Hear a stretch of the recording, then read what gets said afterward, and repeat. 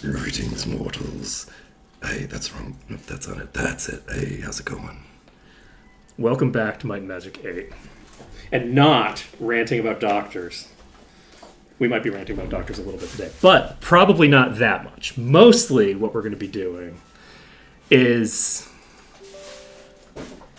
fighting plants? Trees? Is that what we're doing mostly? Trees. Let's go with trees. Trees and elves. That's probably what we're going to be doing the most of. We are loading up. Is this the right one, or is Natalia done the right one? Let's just load up test. It's the most recent one. And I do apologize, by the way, for the fact that I am as late as I am. I was expecting to be maybe 15 minutes late. And I actually got into the doctor fast enough that I should have been out of there with well enough time to start on time. And I couldn't because they refused to give me a referral letter for a thing that I obviously needed a referral letter for. Really crazy shit. We don't need to go into the details, but I am fighting City Hall yet again because that's just how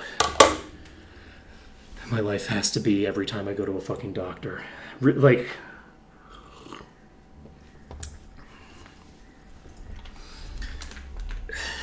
that's just how life has to be.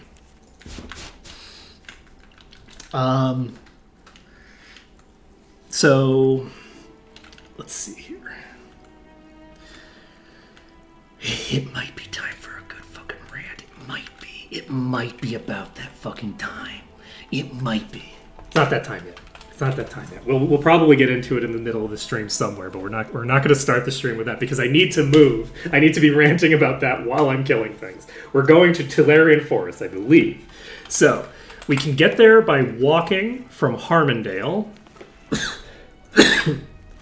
Or we can take a bus from Harmondale. Yes, they are buses. That is exactly what kind of thing they are. I don't know if we can get there by bus on Wednesday, but we'll find out. So we're going to try going to there next. I'm tempted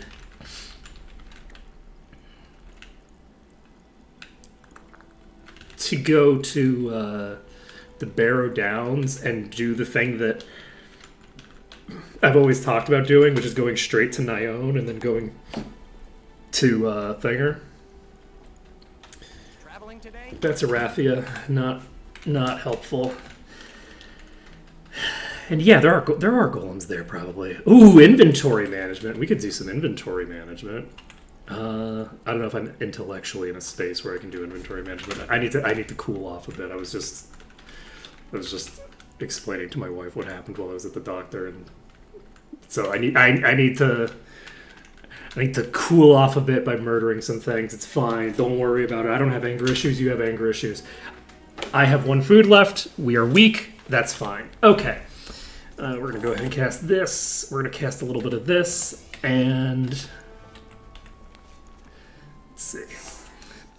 I don't have anger problems. I got anger solutions. You know what I'm saying?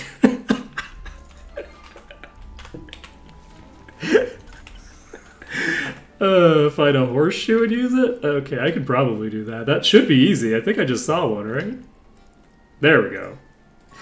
Nailed it. Oh, man.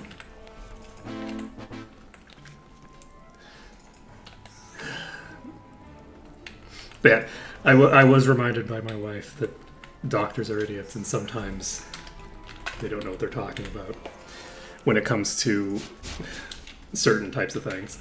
I was trying to get a referral letter, and I was told I can't get a referral letter. And then eventually they caved and said, okay, we can give you a referral letter, but it'll be denied.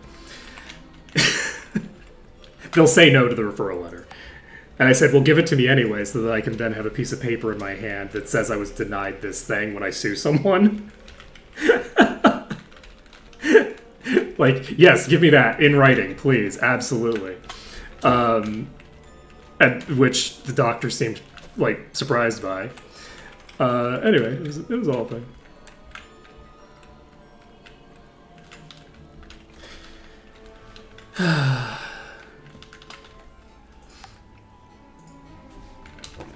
Okay. Oh, that's interesting. I didn't realize that Tilda opened that.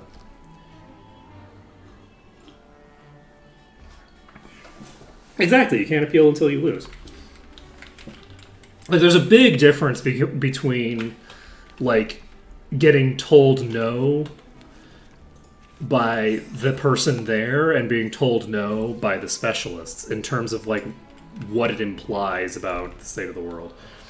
But my wife pointed out there have been several occasions where the people down at the polyclinic have said, "Oh, well, we'll give you a thing," and they'll say no, and then the person said, "Oh yeah, no, we get these all the time, and we always say yes." Which, I'm not gonna lie, it's gonna undermine my righteous anger slightly.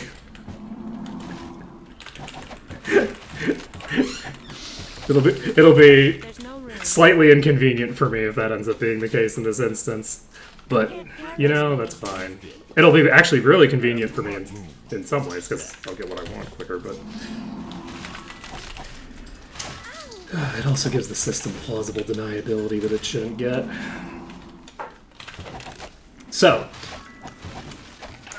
I'm a man of my word, we're killing trees, and it's going well.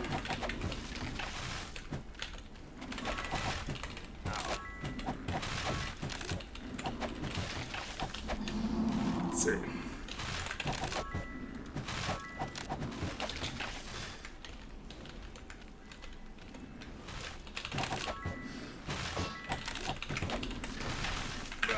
That's no good. Okay. Yes, I have breakfast. Yeah, I woke up on time. And I started so late. I could have started stream at 8 o'clock if I didn't have to deal with this. I was ready. My body was prepared. My mind was prepared. You have no idea how prepared I was 2 hours ago. And now neither my body nor my mind are prepared.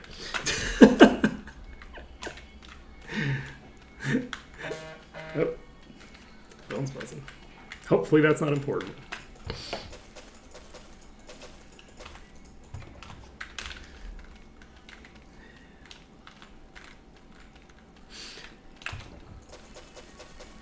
Useless.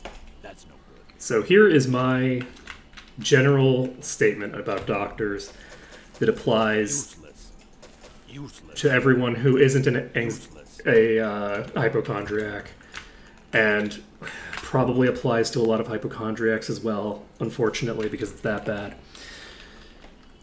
If a doctor tells you that you need to be concerned about a thing and that you need to take care of a thing, you probably should do it. Unless they're telling you that you're overweight. If they're telling you you're overweight, you can probably safely ignore them. Outside of that one very specific case, because doctors will blame everything on being overweight. Outside of that one specific case, if a doctor tells you to be concerned about a thing, you should be concerned about that thing. If a doctor tells you not to be concerned about a thing, you need to get 3 doctors who are unrelated to each other to say not to be concerned about that thing. Until you actually trust that you shouldn't be concerned. If you're concerned about a thing, and the doctors do not seem concerned about that thing, you should listen to what their arguments are. And if their arguments sound like a lot of bullshit, you should get a second opinion. And potentially a third opinion. Because that could save your life. Simple as. It can save your life. So get multiple opinions when doctors tell you not to worry about things. Because they're fucking dumbasses.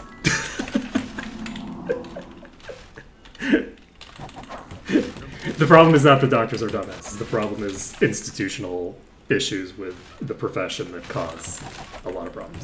The other problem with it is that, I mean, there's a lot of dumbasses, but that's not the primary reason.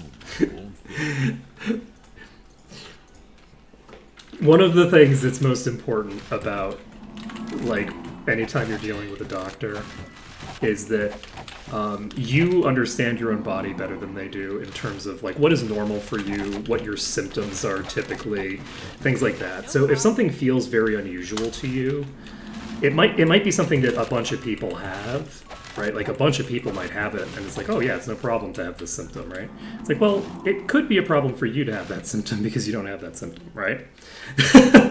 That's not a normal symptom for you. Like a random example is my mother regularly gets UTIs as a result of some of her medical stuff, right?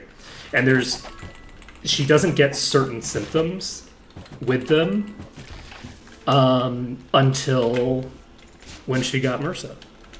And she got MRSA, and MRSA gave her different symptoms than she'd ever gotten before, of the dozens of times that, because of the fact we don't know, like it's like, because she has to get surgery a lot, but basically like she has to deal with this stuff regularly, and then she got this like weird different set of symptoms, and so I'm not sure how in depth I should go with this. Suffice to say, she knew before the doctors did when she had a recurrence, because she knew immediately, because she got the symptoms that she gets with MRSA, not the symptoms she gets with non-MRSA. And so when she had a recurrence, she immediately was pretty sure she got a recurrence. And then they actually fucked up the test, the culture, and told her that she didn't have it, and that this was a different thing. And they were wrong. The lab actually specifically swapped her test with somebody else's test. Like, they literally got two patients confused. And just we're looking at the wrong test. Anyway. Fucking crazy shit. The world that we live in is one that is very bizarre and full of doctors doing stupid bullshit. The medical profession is extremely important. Yeah, it's a thorny tree. Seems appropriate. Medical profession is full of incredible idiots and has huge problems with it. It's also an extremely important profession. It would be nice if it wasn't as broken as it is. Let's see here. Anyway. It is. Come on, then. This is going to be a huge pain in the ass. Can I just... No, because this is too far away. Oh, man. This tree is going to be a fucking nightmare, isn't it?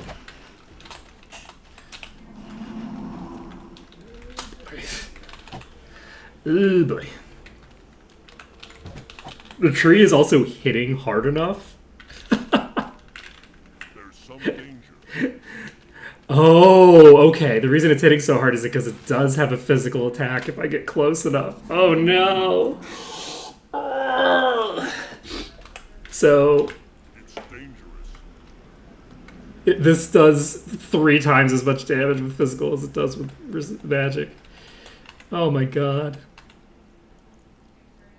Like, this seems out of sync, right? Like, is this intentional? Where's Malekith? I need Malekith in here. Tell me this is fucking intentional. This character's wearing plate armor. I'm wearing plate.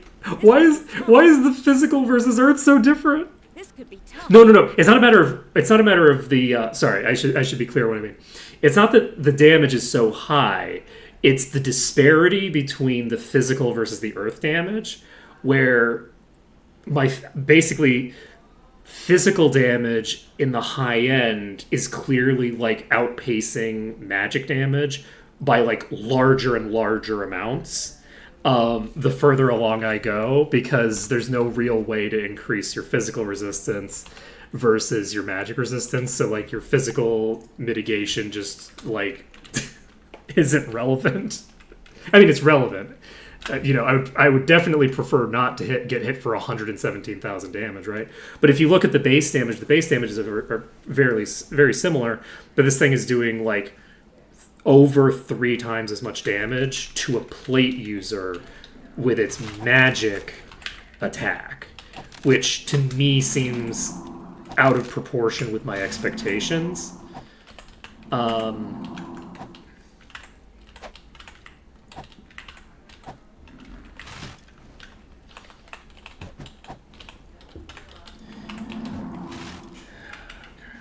I basically need to find an exact spot that I can hit it and it can't hit me with physical, because as long as it's only hitting me with magic, I think I can probably stay here for a while and be fine. Especially because its magic attack now is not continual, because it's been given that extra melee attack, so it's now used like the mixed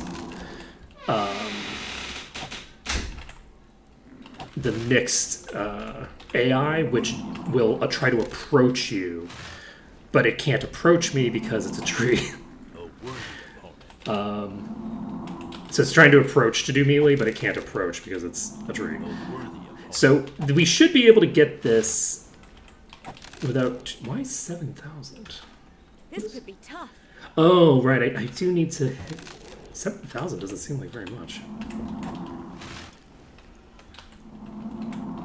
So I need to be hitting it with both of them. Preservation I just recast, but we can recast it again. We don't need to cast Shared Life or anything like that. Let's see. Alright, we can no longer pick someone up, so we do have to go reset. We'll go do that. And... Okay, so this is going to be okay as long as we stay at range. If we get too close, it will just trivially tear us to shreds. So, alright, we can save it up, and I'm glad that we have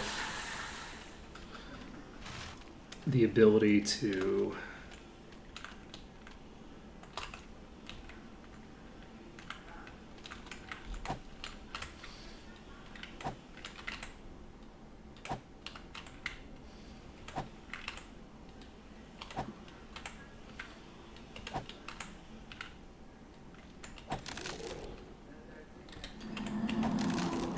interesting. I don't know why it's not doing anything to me right now.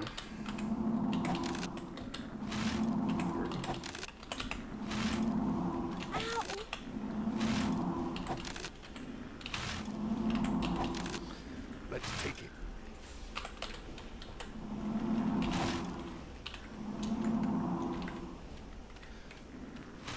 Was this This thing? is my job. Was this thing actually in melee range or something?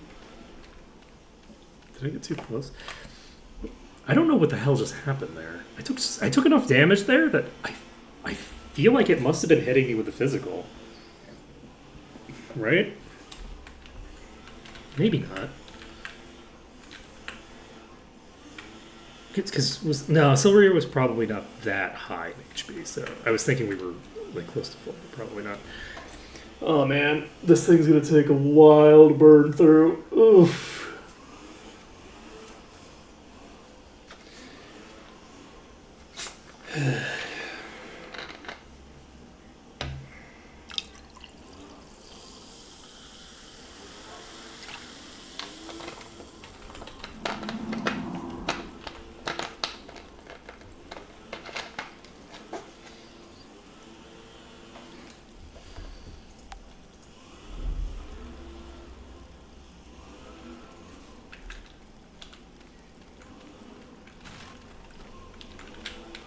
There's something.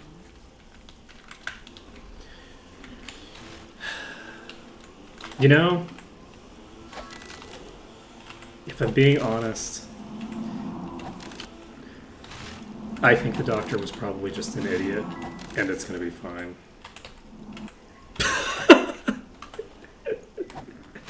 I actually think it's probably going to be fine.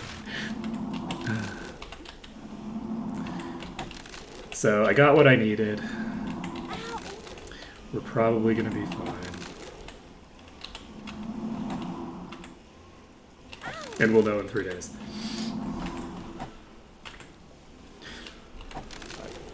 Take it.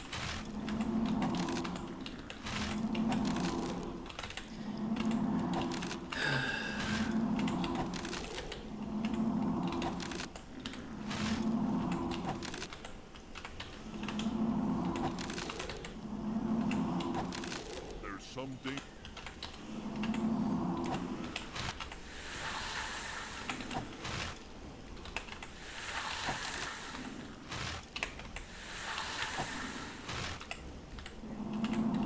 No problem. I take it. There we I go. have too much. No room. There's no room. Ooh, we got a long sword. Oh. Interesting. Not useful, but interesting. Oh! Oh. Sacred Spear of Darkness. That would have been really useful if I didn't already have that There's no legendary. room.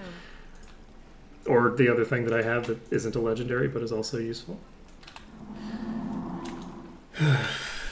Yep.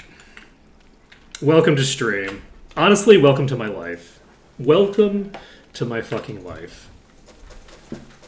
That's no. You're opening up the stream to what my life was like the entire time I was in fucking Florida. That's my life while I was in Florida. Is oh wow, these people are fucking idiots. Oh man. That's no good. Useless. Sorry. There's no room. No space. Full.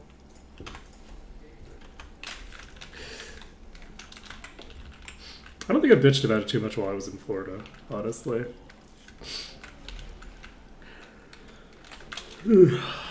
I should have complained about it more while I was there.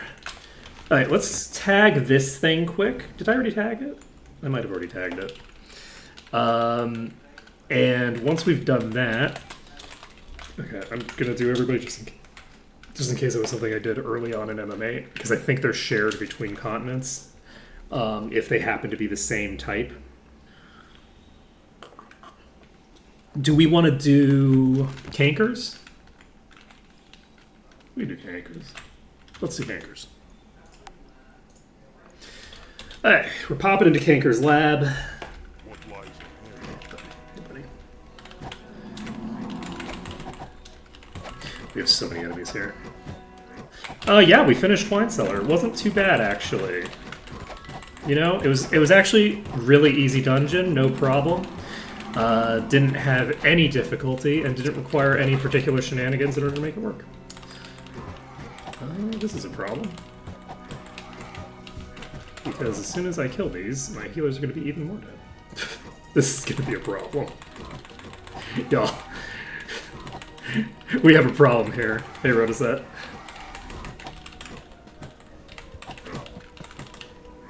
We have a serious problem.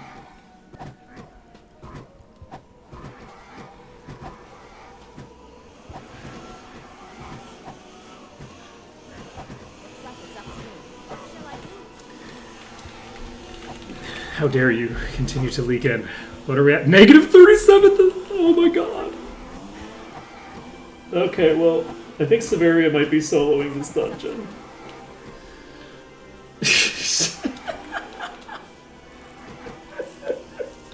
It's not even like I'm like going out and getting more enemies. They just keep leaking into me, and I have to deal with them. Like if I don't hit them and kill them, they'll kill Severia. Severia has to lifesteal to keep alive. Looks like it's up to me. Oh man, we're gonna get all new levels of insanity here. Okay, what are we at now? Negative 56,000. Oh man, fucking gogs. Okay.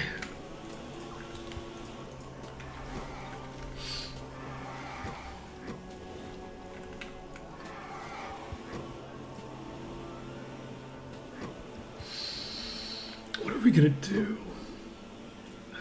I need to get into this room, I think. Can I just post in there? I think I'm gonna just try for it. Oh god. Nope. No!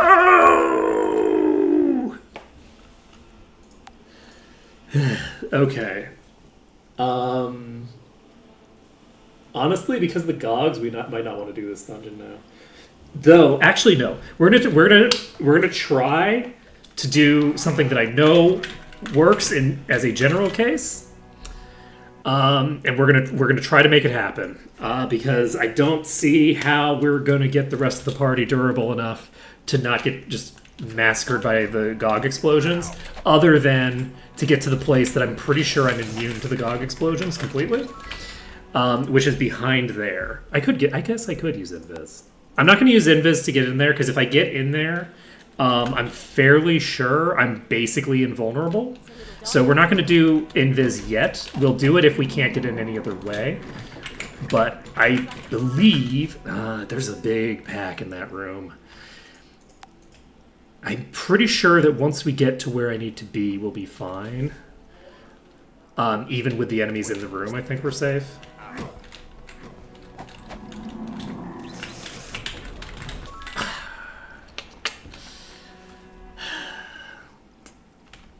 I think I can just jump over it. If it ends up being a problem, then I will take appropriate steps to make it faster. But honestly, I don't even know that it matters because I wasn't even getting to the point that I could test it. Their AI might cause a problem for me, actually. They have different AI that they do in vanilla. I'm not going to be able to do it that way. They're just gonna walk straight in. Is there some other... Let's go. I need a barrier of some sort. Polar Magog. Okay, we are going to Invis because I need to figure out what I'm gonna do here. This doesn't look too dangerous.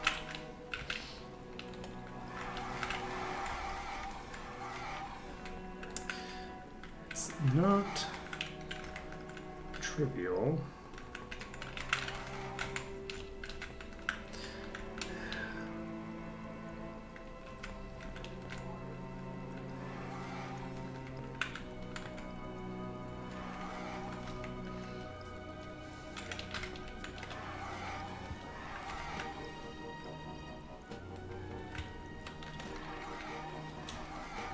Huh.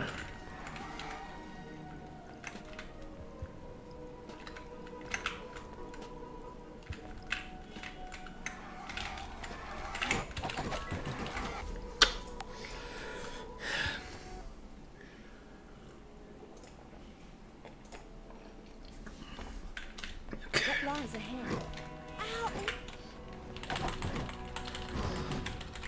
Okay, there are still golems in here. I was wondering about that. I was like, weren't there supposed to be golems in some of the places that I've been to? I think I'm going to come back to this once I've cleared out more of the area. Because if I find a solution here, I don't know if the solution will be as fun as the... as I can do if I don't need to find quite as robust a solution. Like, if I can find a room that I can just use a bed to kill every enemy in, I mean, that is kind of fun. I mean, I don't know. Do we think that it's more fun or less fun? I haven't done it in a while, honestly. Is it more or less fun to jump in there and find a bed to hide on? At this point, I should do a poll in stream. I can do that, right? I think that's a thing I can do. Should I do a poll of stream chat? It's too much work to do it like not manually. So, hey, what do we think? Do we think try to find a bed, or do we think, you know, use fewer shenanigans with a slightly more powerful party and try to actually do it legit? Which do we think? There's no guarantee I'll be able to do it legit. So if I can't do it legit, there is the possibility that we end up with just bedtime anyway, right? But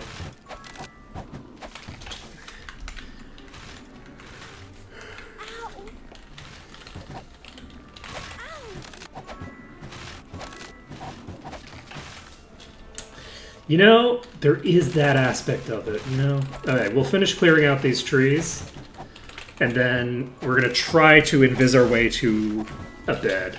I think that that's good. You know, preventing yourself from winning is important. And not shaving, because you get up early and don't have time to shave anyway, and still end up having to stream late.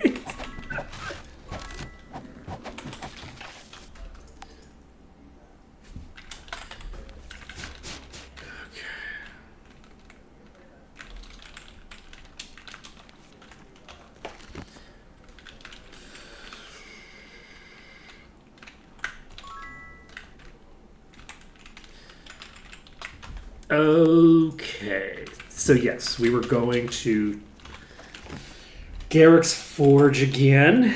That's not Garrick's Forge. Clanker's Lab. We're going to Clanker's Lab. They're spiritually the same dungeon. They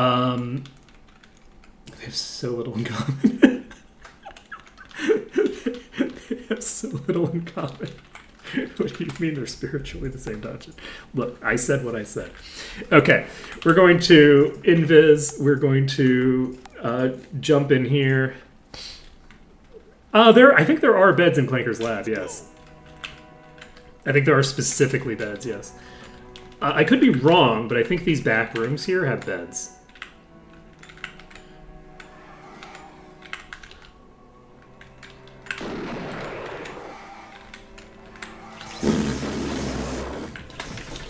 Yep, there's a bed here. Now, unfortunately, these have ranged attacks, and they can climb on the bed.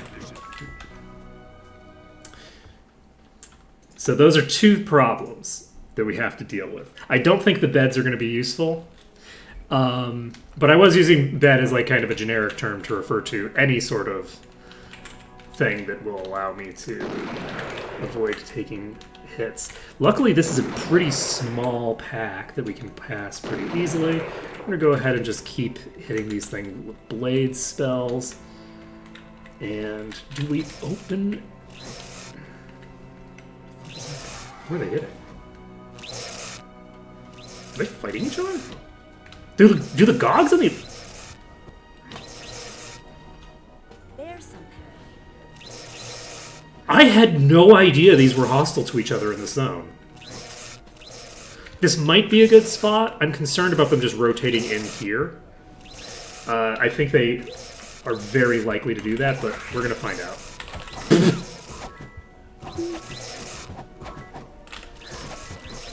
You know, it feels good to be right sometimes. Terrifying. So here's the question. Do they have line of sight? So if I hit them... You know what's going to be great? This Venomous Magog, if it explodes on me... That was not the Venomous... I have to stop attacking.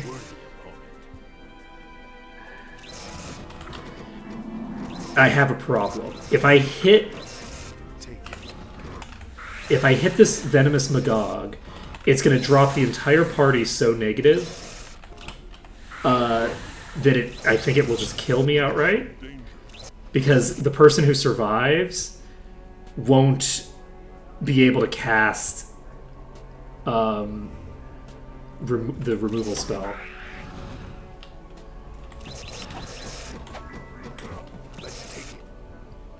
We need to lifesteal our way through it.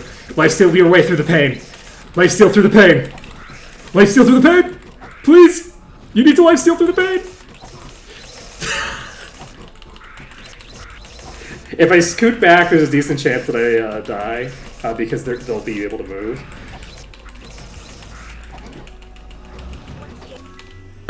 I killed two and died.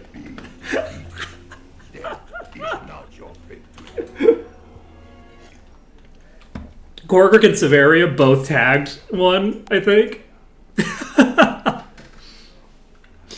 That's rough. I wasn't expecting anyone to die from that point because, like, they had full HP and were were able to survive the explosion from the boss, and then even survive the explosion plus the venom ticks at the very start. So I was like, okay, we're probably okay now.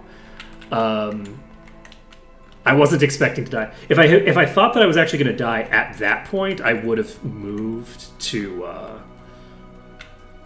try to get myself in a position where the explosions wouldn't hit me. But unfortunately,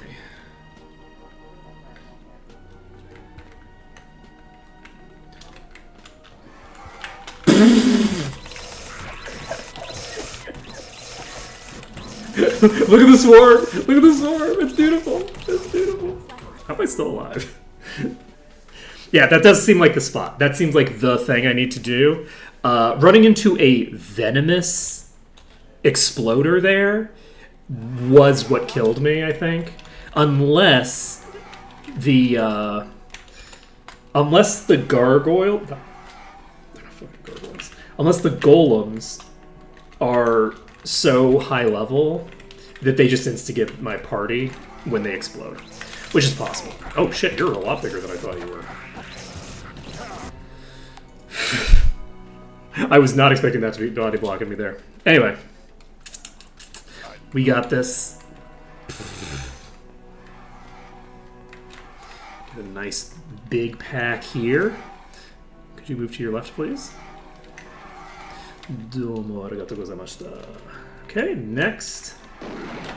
Oh shit, I hit A. I didn't even run into anything. Oh well. Yeah, I think that given the information that I had, I made the decision that I'm comfortable with. But unfortunately, it looks like we are going to need probably... Oh man, I had a beautiful opening there. I should have been more aggressive.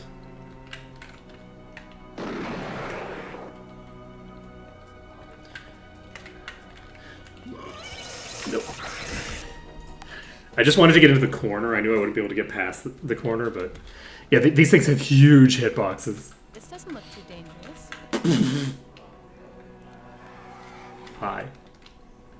There sure are quite a few of you.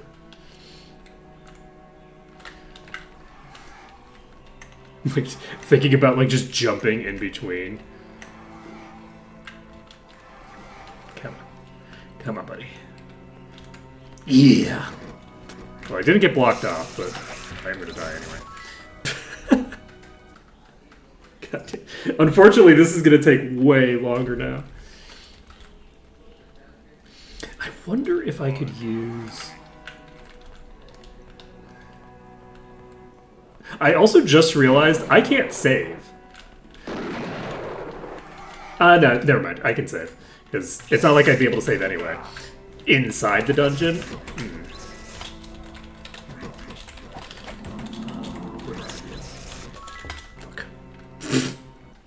I'm like looking for the book. Like, where's the book? I need the book. There's no way I'm killing all of these enemies right in front of me. This doesn't look too dangerous. Yeah, my concern is if I'm a little bit too far back, that I'm going to end up in that position again. So, let's see. I could try actually just going into here again, because it's possible that the issue wasn't even an AI difference. It's that I was too far back, and they just kind of wandered in. So I could test whether that'll work. And that I can test even if I get revealed. So fucking fast. So fast. The speed with which I die upon entry to that room is baffling. Alright, let's try this room. I am going to jump up here. You're going to stay right at the edge here. And yeah, it does look like they're going to just rotate around. And if they rotate around, I'm boned. So I could just jump up to get to the other side even, but I think that they'll just rotate there as well. I don't think that room is going to be useful for this, because I'm not quite close enough to them to block them from doing what they want to do. The other thing I could do is try to use one of these bedrooms, despite the fact that they have problems.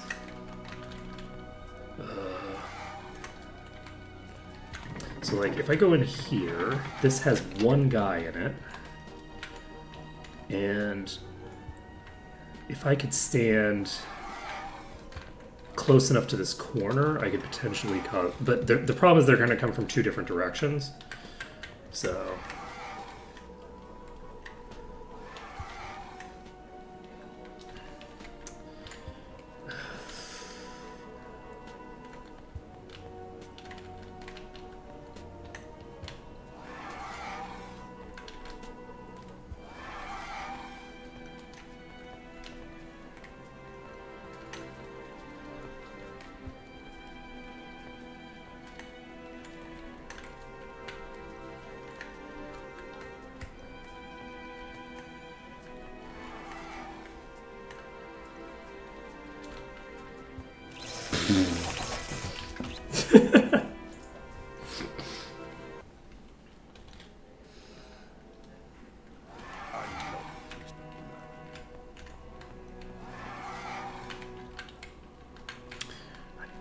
That's gonna help me.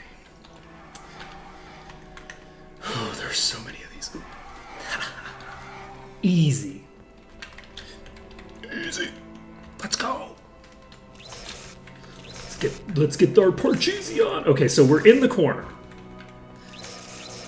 And there's a book around here somewhere that I need to hit. I'm wondering...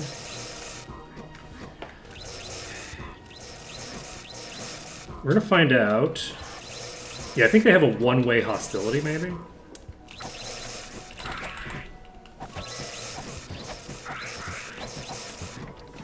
Oh. Shit. Hi.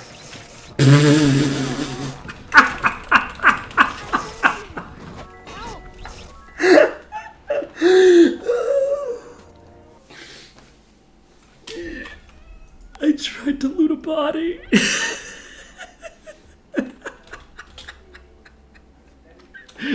It's not that funny, but it kind of is.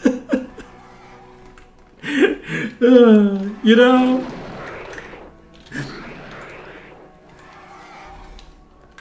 Where the fuck is that Gog going? Do you see that fucking Gog? It just like sprinted halfway across the world. What is it doing? I think I can make it through.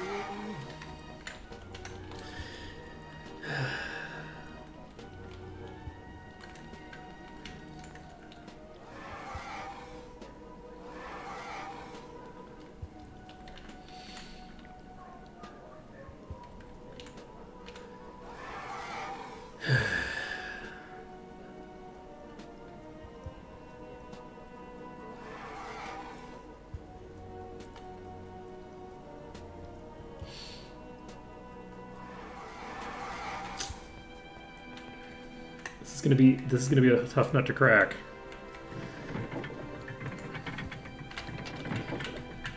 There are dogs in here.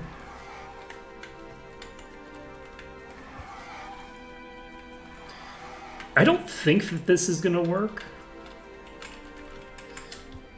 But I'm gonna try to kill these two guys. Just because I have such a difficult thing to pass out there. This is a little promising. That's less promising. I think we've got a boss in the room with us now. Yeah, we got a boss in the room. We're good. So, that was not a perfect block, but it was honestly better than I expected it to be. That might be a viable pathway. to success. Like maybe if I was a little bit closer to the door, like a little further along on the bed. Okay. Luckily, these do not have a large hitbox. Wow. Just walk straight into him. That's how we roll. Luckily, the Gogs have a fairly small hitbox, and then the other things just have the gigantic What lies hitbox. ahead?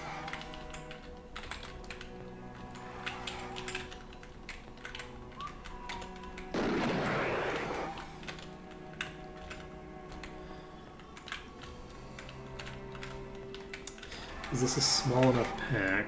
This is a small enough pack that it's reasonable to think I can get by.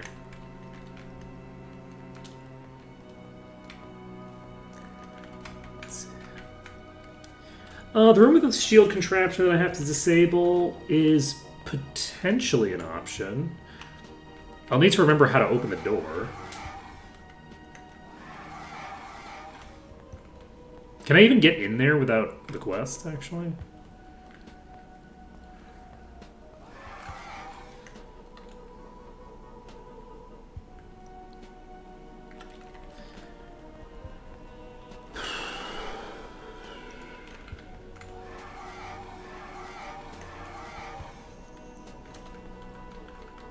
Probably can.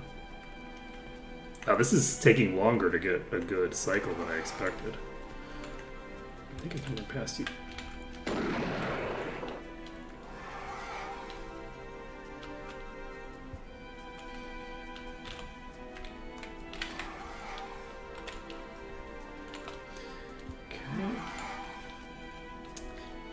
Okay. Wait, are those stuck in the door now? Those might actually be stuck in the door. Well, I don't think I'm getting through that door now. Okay, we're gonna try this again. We're not gonna try this again. We're gonna try this now? Nope. Can't try that door. Yep, those do... I think those are stuck. So I can't get through there. Confirmed. Hit the switch. Jump downstairs, I guess? I don't know. Like, I looked at all the rooms that I had available to me, and all of them looked like death, so... It's a little dark in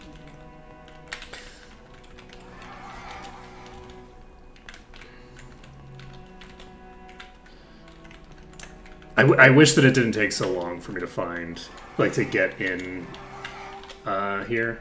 Like, getting an attempt takes so long, and, like... Okay. The risk of me just, like, instantly flubbing an attempt because I'm slightly mispositioned is high.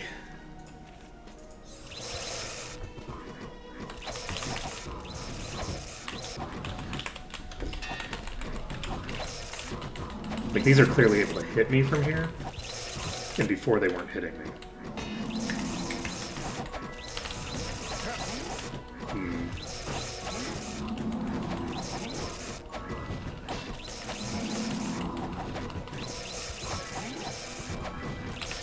So when I kill this golem, the golem is definitely going to blow up in my face. The summoner is hitting me. I'm fully dead. No shot. Well, maybe not. Nope, they're still hitting me with me in the as deep in the corner as I'm going to get. So, whatever I set up the last time was working to protect me from the things. But yeah, I think we're going to need to get to the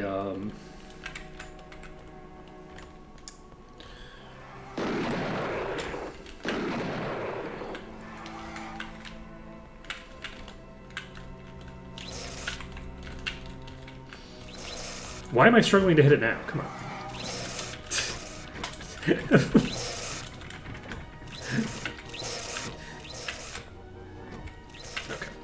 So.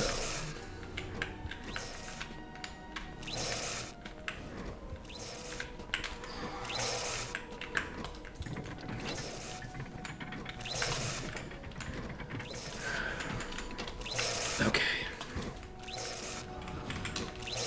This room has no enemies in it.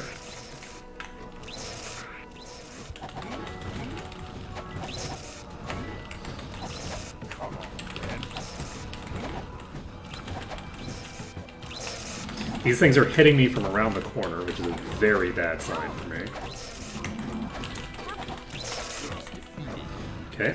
The explosion did hit me there. I need to kill this god because then it could actually hit me.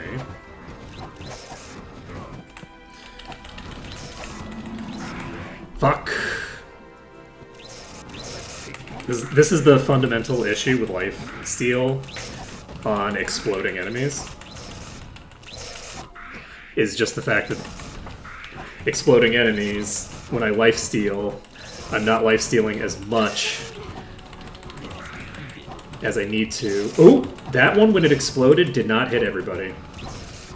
Okay.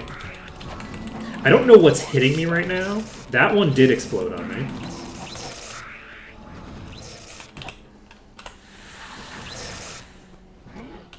Nobody's currently hitting me, I think.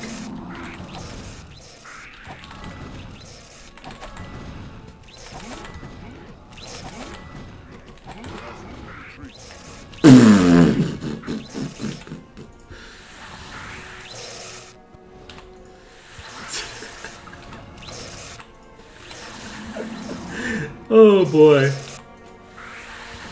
And unfortunately we now need to heal back. Oh shit. This is a problem. We now have the golem hitting us. Luckily we killed the Magog without getting hit. Maybe we can get the golem without getting hit, but I don't think so because the golem clearly thinks that it has line of sight on us.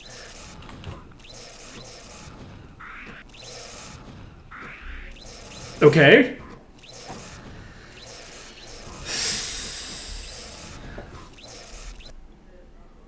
It's going to take a long time to be able to recover from this.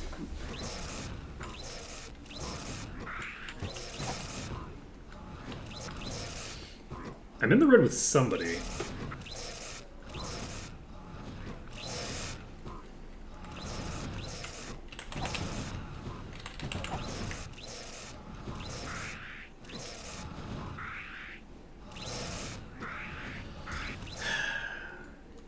We just kind of have to wait on this, sadly. That did so much fucking damage. Oh my god. How much damage does these explosions do? That brass golem almost just one-shot Severia. That's not a gold golem, that was a brass. That was a mid-tier golem. If I have a golem boss and it explodes, it'll instigate the entire party.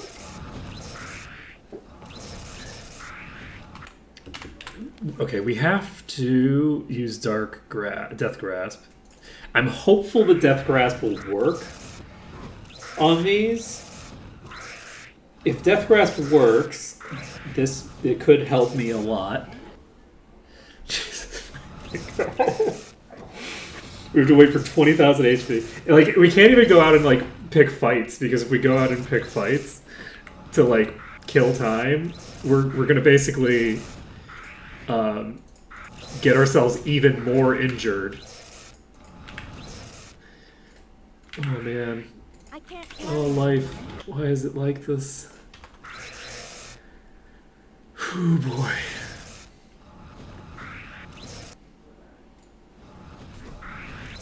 Okay, so we have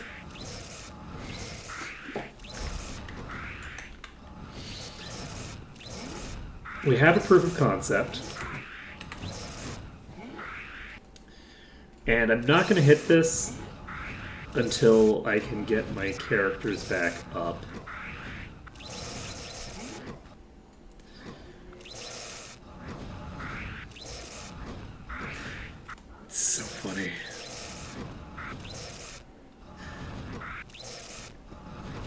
We're gonna get there eventually. Don't even worry about it. It's all good. There we go. There we go.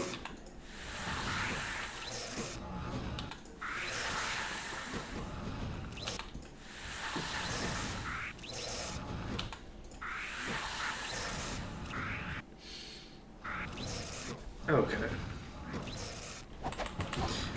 This is a Magog. I don't think it'll kill me when I kill it. It's so funny.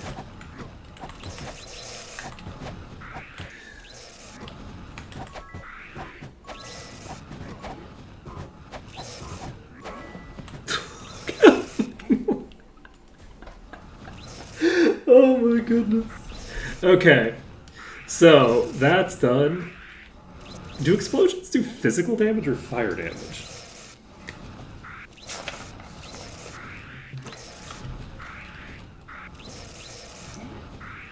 Like, when they explode, are they exploding for fire or physical? Because if they're exploding for physical, that would explain why I'm, like, so rapidly getting obliterated here.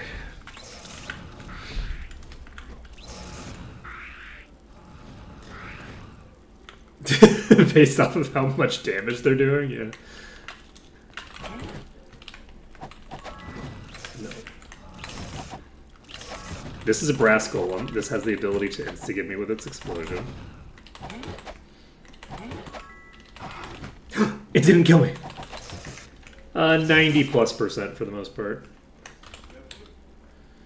At least on Severia. Actually, my resistance isn't that high on Quartal.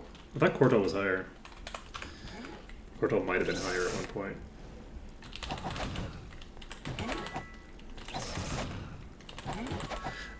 I'll need to invest into more resistance. Look at this!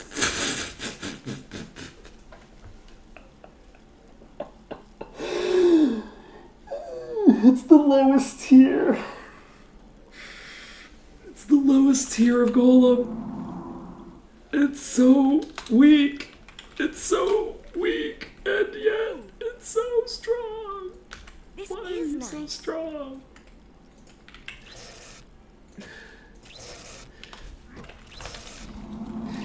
Okay, this is fine.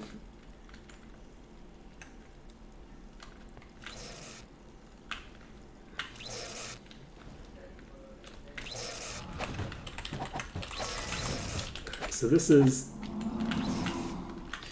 the weakest type of golem.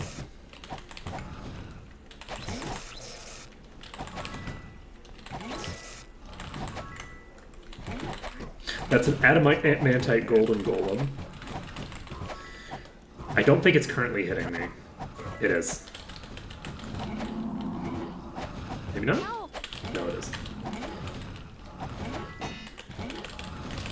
They're getting further into the doorway, which is the opposite of what I want.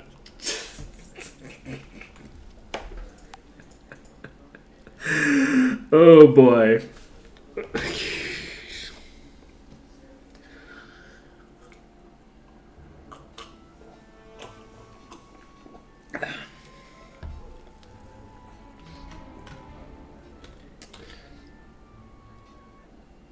Come on, let's go in. I have a thought. I have a thought.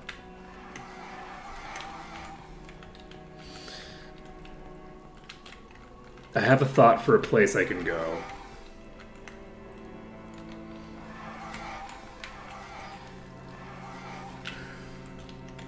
Earth damage.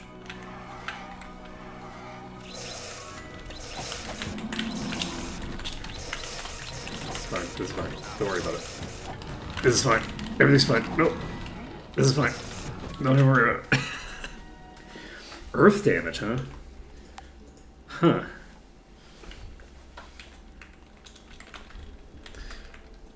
Odd. What lies ahead?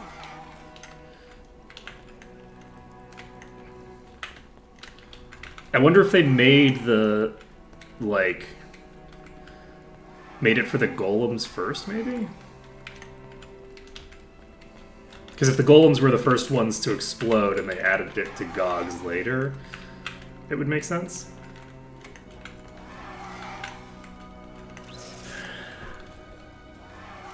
Because it's like, I could see it being like the core exploding, being associated with Earth. I think it's just like a rush of Earth energy coming out.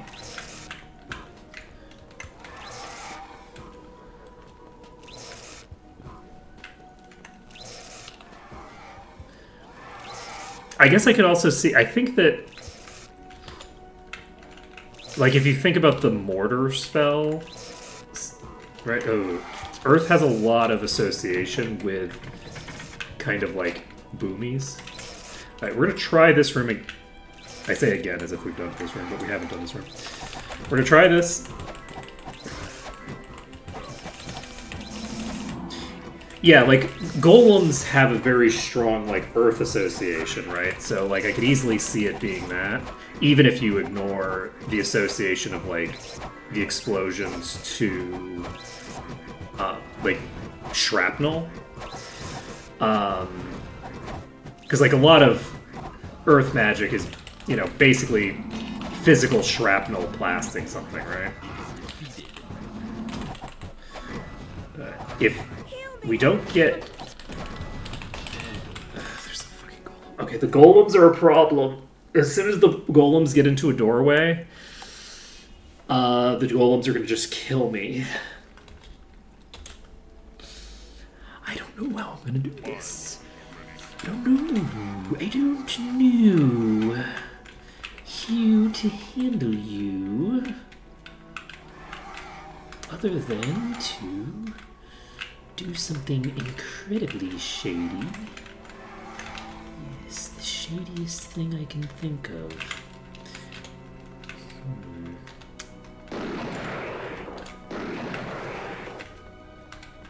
Honestly, not that shady, but...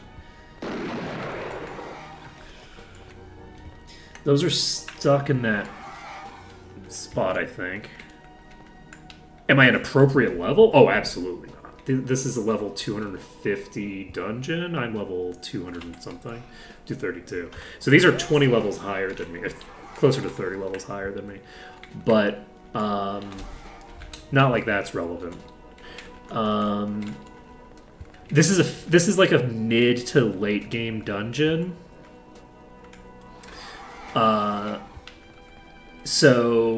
But the difference between, like, the relative power level, I think, is smaller between, like, 20 levels when you're in your 200s is a much smaller difference, I think, than 20 levels when you're in your 10s, right? So I don't think that it matters as much, though obviously it still matters. Let's see. I can't get...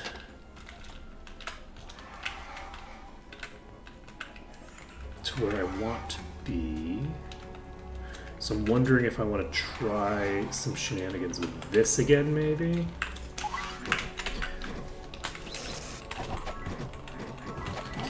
This is definitely not helpful to me. That definitely didn't work out in my favor. I'm gonna try a couple attempts with that room. Because I need to find something incredibly shady in order to make this work. Like, just in theory. There's no non-shady means that I'm doing this, you know? So...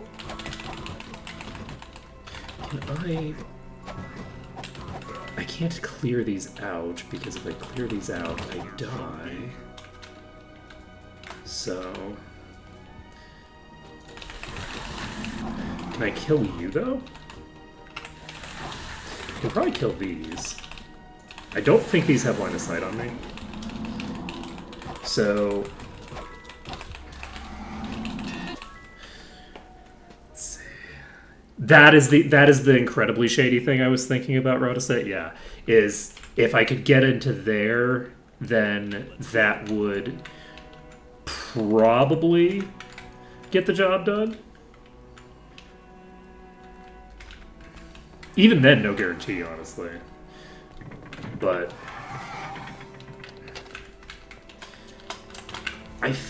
I think this room might be the best opportunity that I have. If I can... Oh, shit! I jumped.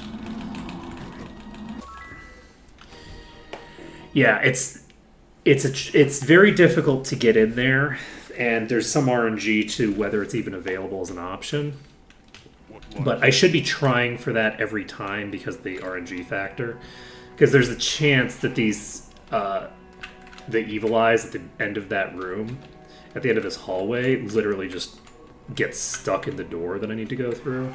And if they get stuck in the doorway, I obviously can't get in at all because they're stuck. So I'm never going to get a chance to get in. This is a fairly small pack, so I feel like there's an okay shot. All right, we're gonna use this corner.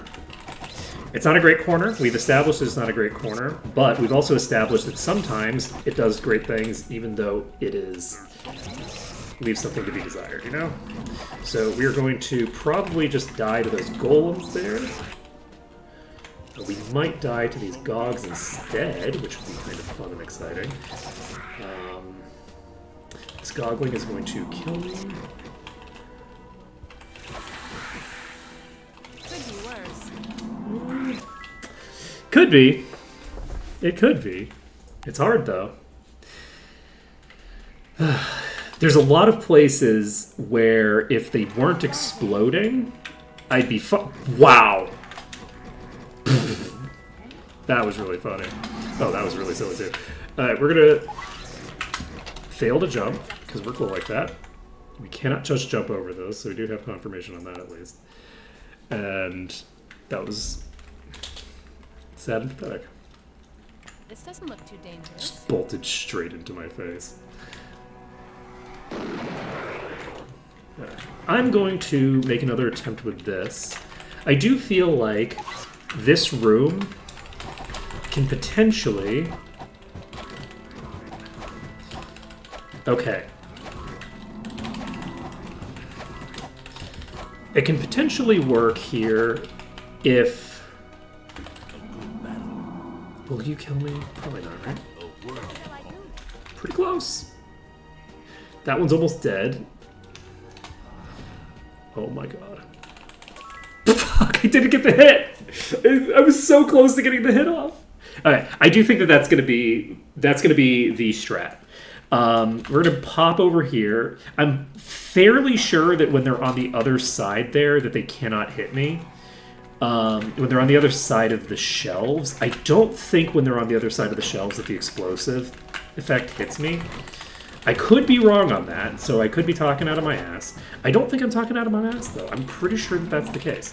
So we're basically just looking to try to survive the initial burst of damage and catch up and recover, preferably kill all of the enemies that have the ability to hit me, which I believe is just the leaking Magogs for the most part.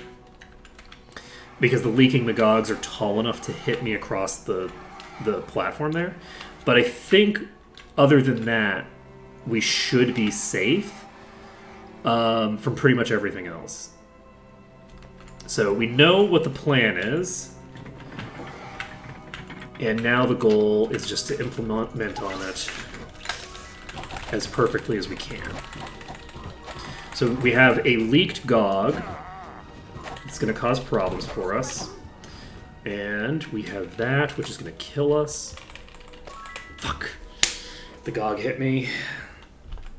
At least I'm pretty sure it was the Gog hitting me. If there's an enemy hitting me from the other side of that thing, and I need to take a step back, then that will be a concern as well.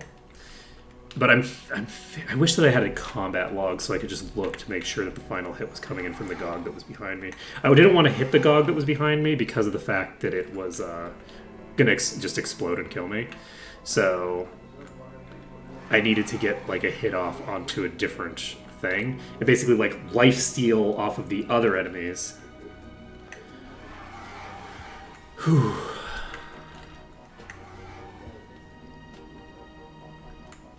Imagine if we could use ranged attacks. Imagine if we could just use sparks. That would be that would be so dirty. Just think of all the fun things we could do with sparks. Okay.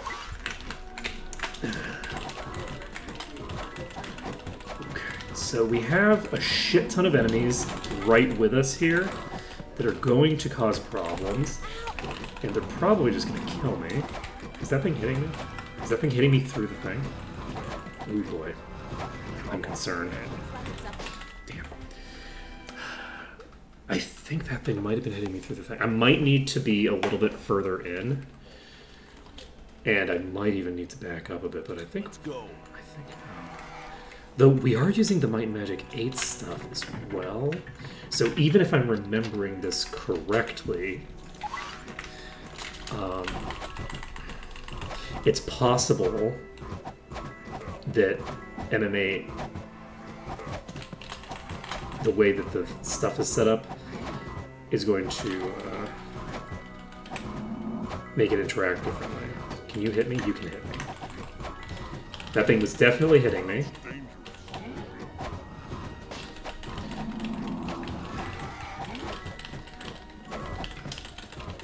But yes, we do have confirmation that we're blocking the explosions for the most part. Okay. So as long as we can get the golems down over there.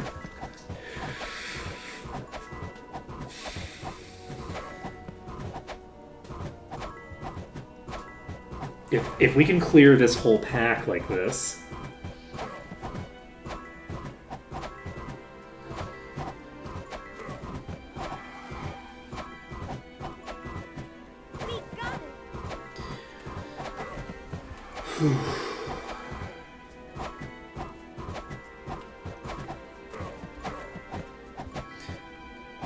We might be okay.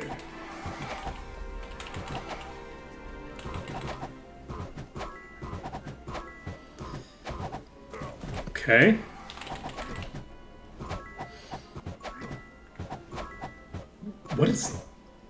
What was happening with this one?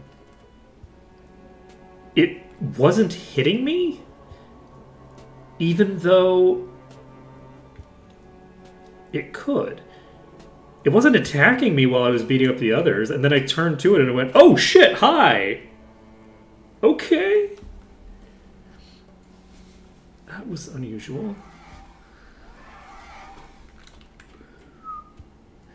Okay, all these are going to be garbage, it turns out.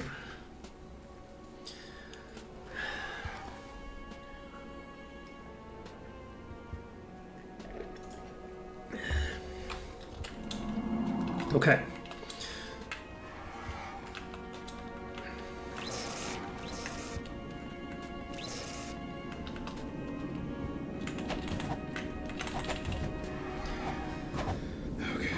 So we have a Magog here that is inexplicably on lockdown.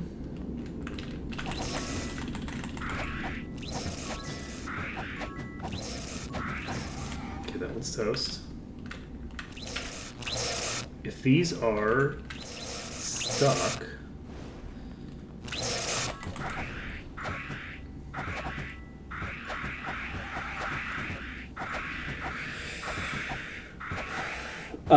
yes, the intention is to do the merge mod questline as well, yes.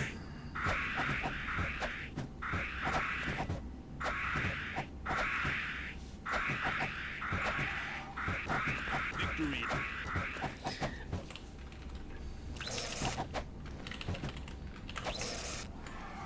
Oh shit, that's a golem. Hi, buddy.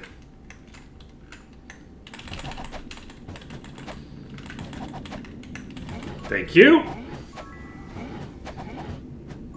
Let's see. In terms of like, what do you mean by tips and stuff in regards to the quest line?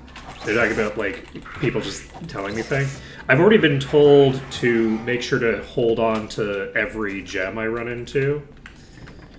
So, like, I don't have an objection to people giving me certain kinds of information. Like, while I am technically kind of going in blind on the merge mod quest line, I wouldn't consider that to be a super important component of the run in terms of, like, I'm not worried about spoilers for it necessarily. That's not a...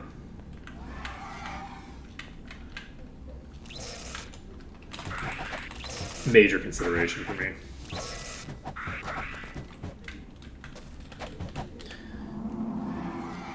Okay, then.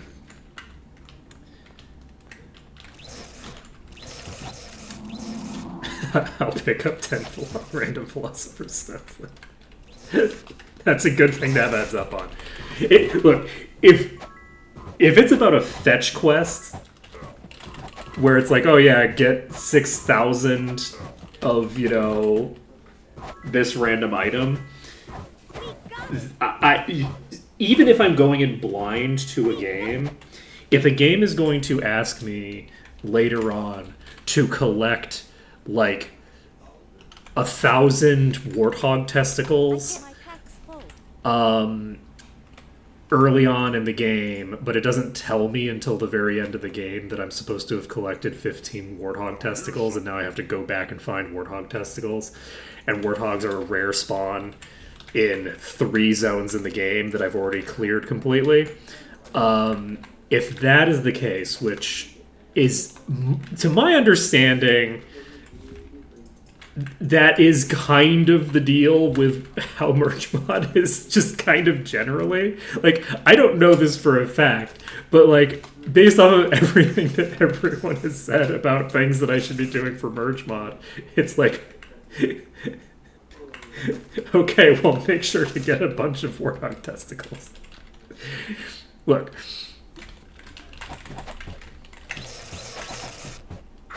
is the standard bear pelts? Is that what people talk about as the general case for, you know, random fetch quests? No, I'm pretty sure I've never heard of that before. What are you talking about? I'm pretty sure that everyone says warthog testicles. I'm pretty sure that's the standard.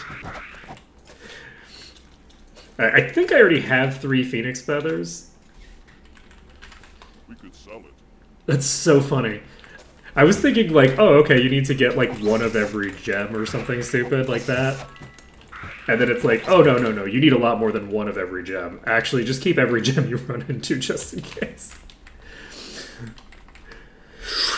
Okay, we got here in time. Okay, yeah, you thought you got me, didn't you? You thought you got me. You thought I wasn't paying attention. You thought you were going to just sneak on by and trap me in a corner. I was under the impression that you don't only need 1 of some gems or something like that. Like, someone told me to get 1 of every gem, and then I was told, oh, actually, maybe you should just hold on to all of them because you might need more than that. I don't know. I'm working through That's no good. the power of the hive mind. They might be thinking of the philosopher's stones and like phoenix feathers, which are reagents, not gems. But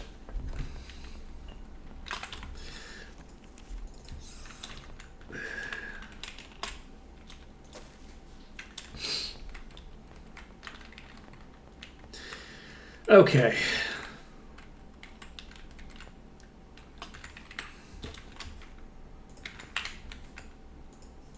Okay. Nani. Okay. We've aggroed those. Jeez. They're moving so fast. There's the risk that somebody leaks and I just die because one of them leaks. If one of these leaks, there's a very decent chance that I just die. So, this is a very dangerous part.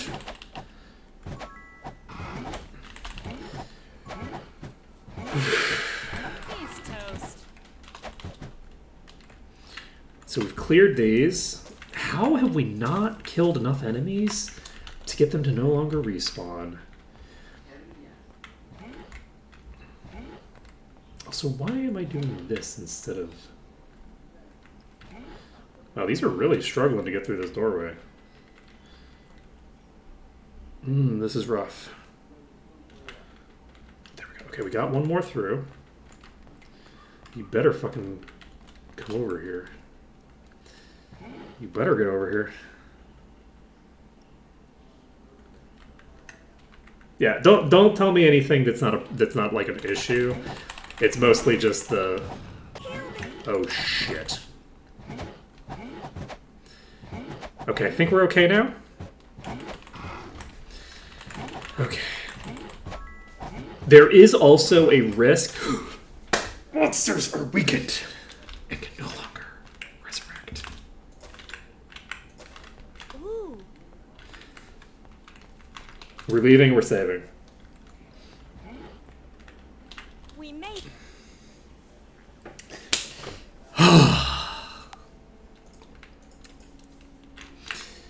And they thought I couldn't do it. They being me. I was actually concerned that I wasn't going to be able to clear this. I wasn't sure that I was going to be able to figure out a solution that was going to work when I realized that a single explosion could kill me. But we got there. We managed to find a cheese that was so hard that it could carry me to victory.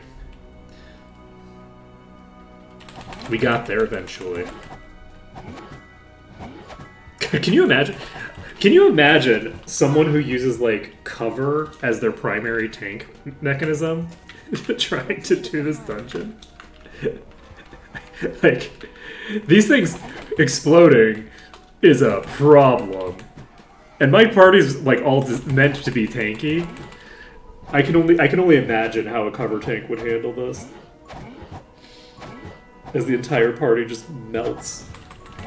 Oh, no, no, no, no. I might just die when it explodes, honestly.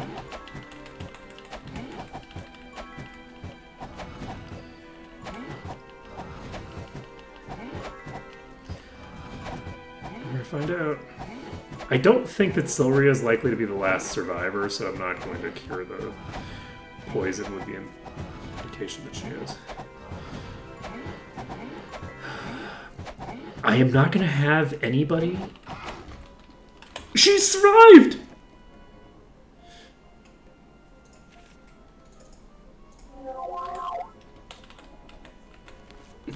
I am shocked.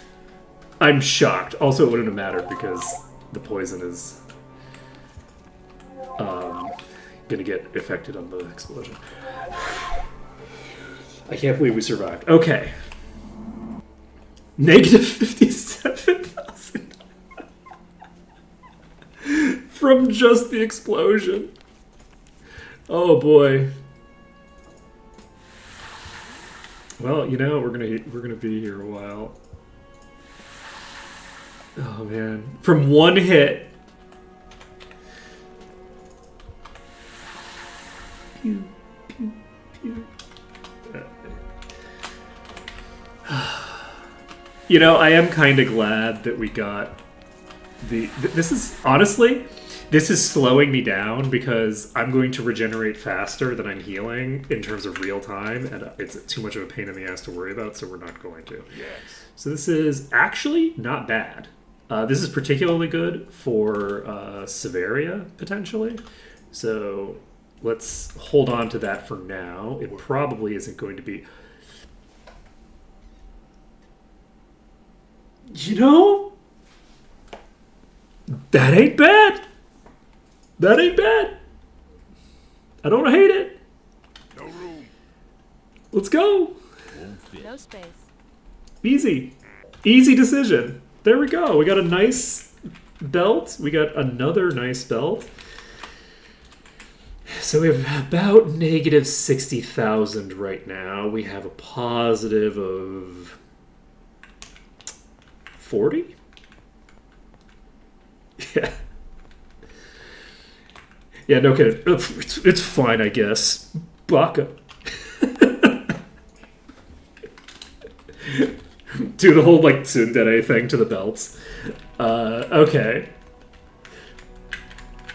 So, I would like for you to come with me to a place where incredible feats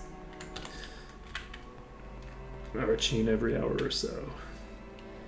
There we go. Thank you. Thank you very much.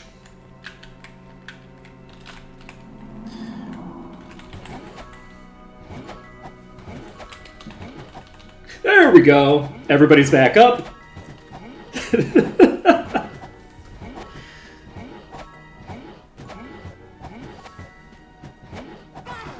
Let's go. We're making progress. Oh, man. Chair would be good.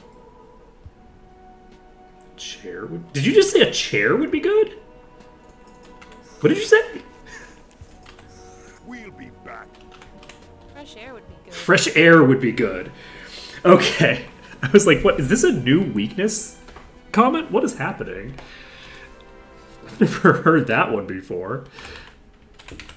Okay.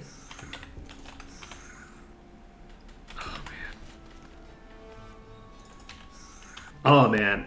I actually really like Clanker's Lab. Clanker's Lab, like, as a dungeon is, I think, a really solid one. All the exploding enemies are really fun with the way that I play the game because, you know, it's melee only. Though, I imagine it's kind of difficult generally because of the fact that, like, are we gonna... We're gonna do it. We're gonna be rebels. We're gonna just fight right here. You can't stop me. No one can stop me. It's worthless.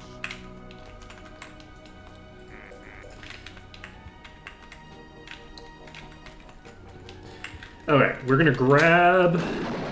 Excuse me. You.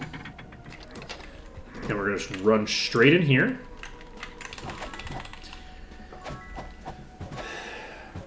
And they're apparently not going to consolidate like I want them to for some reason. What is happening with these? I'm very confused about what's happening with these. He's toast. They start behaving really weird when the first one gets locked in here.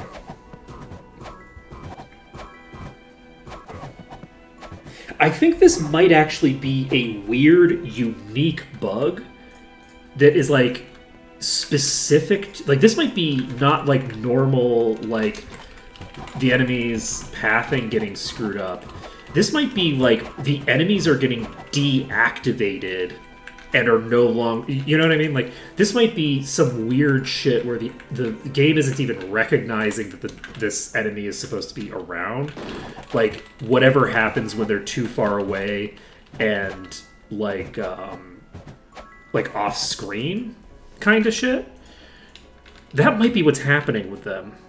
Because they're usually, the fact that they're, like, trapped in position doesn't mean that they don't do their animation for getting hit, right? These aren't even using their on-hit animation, and they're doing weird stuff. So, like, when one of them got locked in, I don't know if y'all noticed this, but everything else also kind of got locked in. All the other enemies that I couldn't see on screen locked, and they just weren't moving anymore. And then as soon as I killed that one, they all funneled in to the same location and got locked again, right?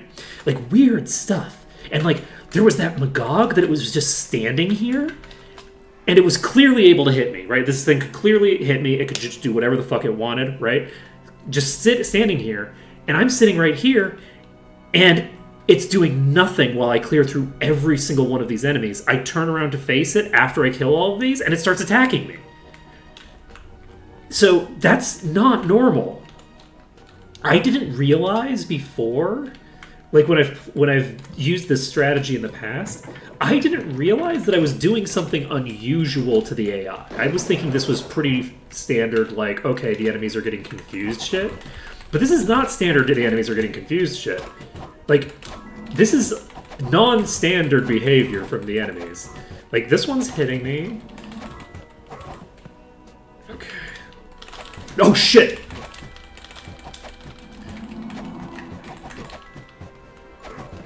Okay, that one's dead. These are going to kill me if I Don't get out of here, so we're gonna get out of here. Okay.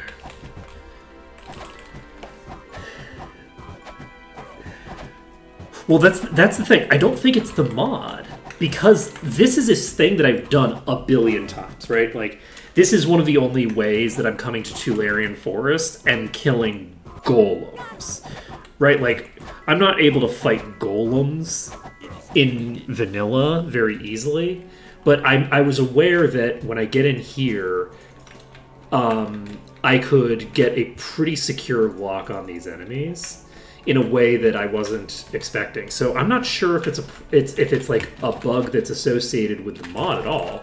I would be honestly very surprised if the problem had anything to do with the mod, because the behavior, I think, is vanilla. I think that in vanilla, I'm using this and I just haven't realized it. Okay. So, basically, there might be some edge cases where the enemies are behaving in weird ways. Is this like a merge mod thing, or is this a thinger? Because I'm not aware of the enemy's AI even being really changed in the mod. Ouch. Okay, so this is a problem because of the fact that these are locked in position. Can I be far enough away that I can still hit it but not explode? In theory, yes. In practice, that's not what happened. Is this the last couple enemies that I have left? I think we're almost done. We have negative 7,000 HP. Oh, man. It's of no use to me. Can I learn a spell while I'm unconscious?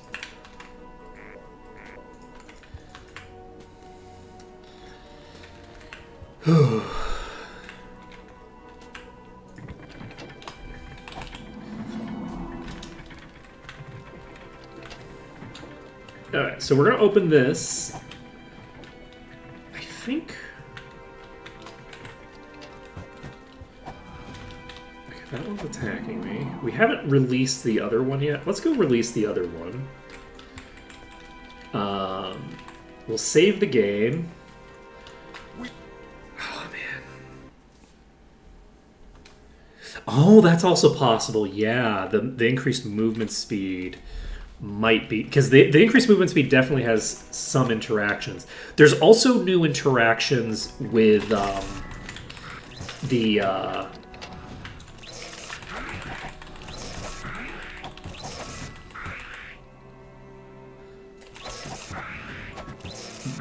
thingamabobber.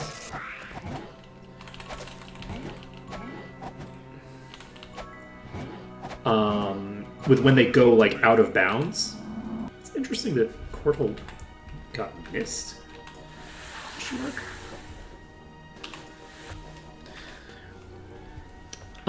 So it could be related to those changes as well, theoretically. Okay, we are still not in the green. I thought that was going to be the last enemy, to be honest. A little surprised that's not. I need to tag the thinger. Empty message scroll.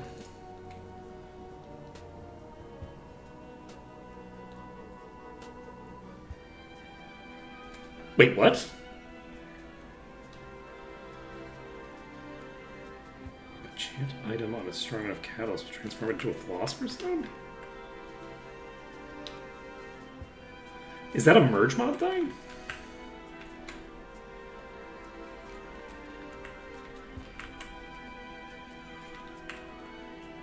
Is that still true in this mod? Can I make...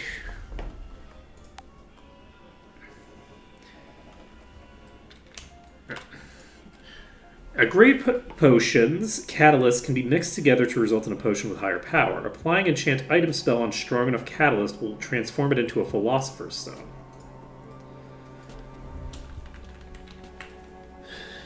So, if that's the case, I could hypothetically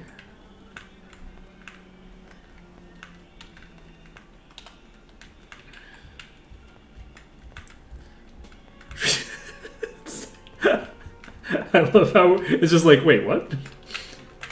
Nobody has ever heard of this mechanic before. It's just like written on something somewhere. Well, let's find. We're gonna do some testing with it once we.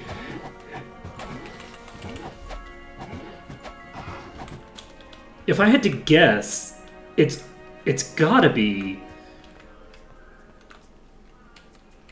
It's gotta be a merge mod thing, right? Because stylistically, I don't think it's that likely that that was added for Maw, because it doesn't seem like the kind of thing that they would put on a random thing in Maw, right? That doesn't seem to be like the way that they would do things.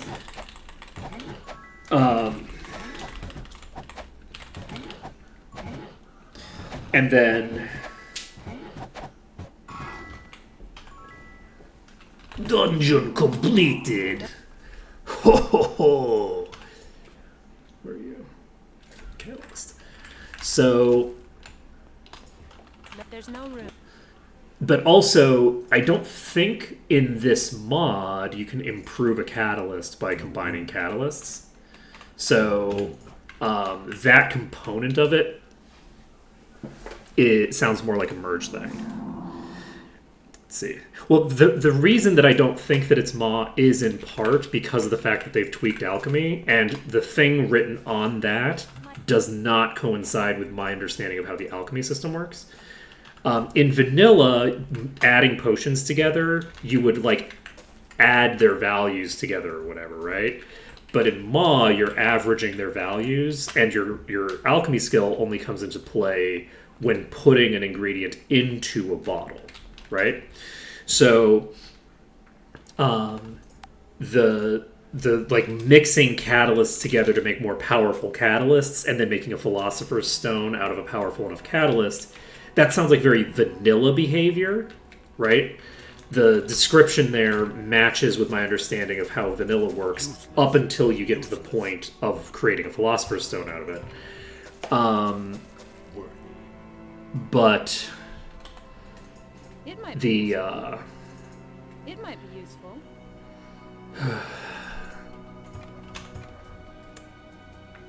Oh. but then you have the additional component of that. So that's anyway. So my guess would be that that's some sort of merge behavior, and presumably I won't be able to mix catalysts to make stronger catalysts. But it's possible that if I just have a natively strong enough catalyst, I wonder what I just did.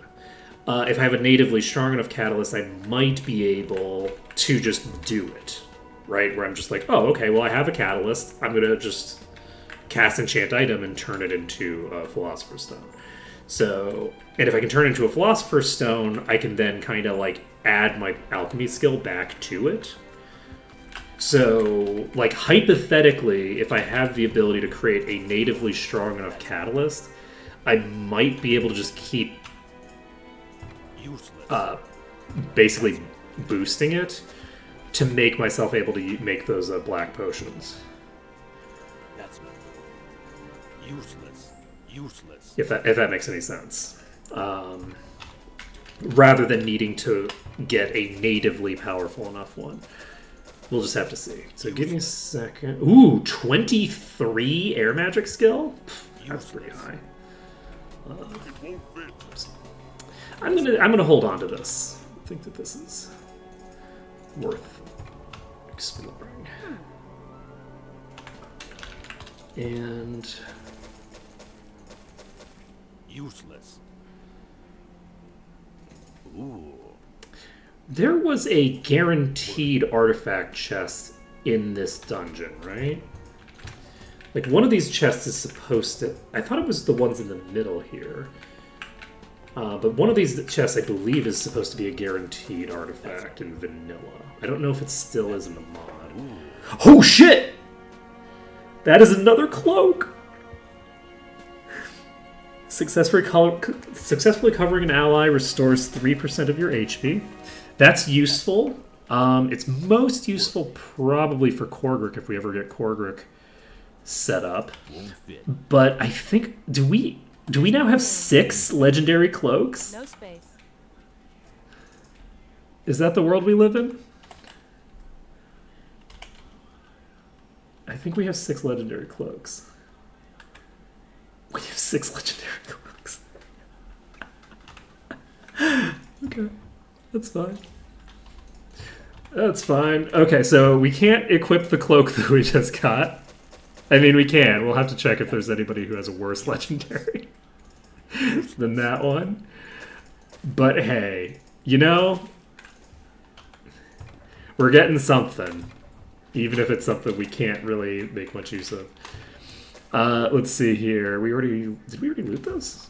Why would we not? I can't identify. That's odd. Well, I mean, I would be able to equip it eventually. Pretty quick too, probably. So, oh, this. Okay, there's another set of chests here. Okay, there we go. Hello, Galahad. Okay. I was like, what is happening? I have too much. No space. I'm pretty sure this is a real thing. Okay. So.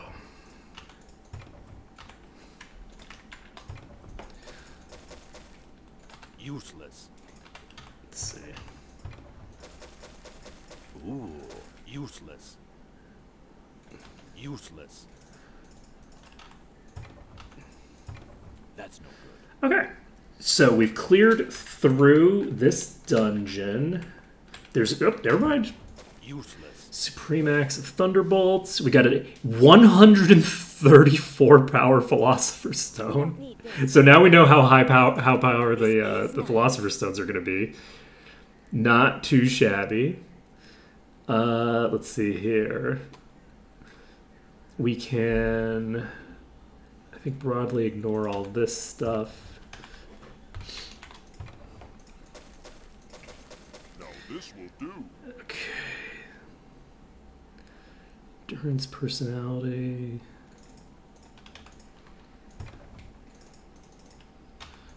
Okay.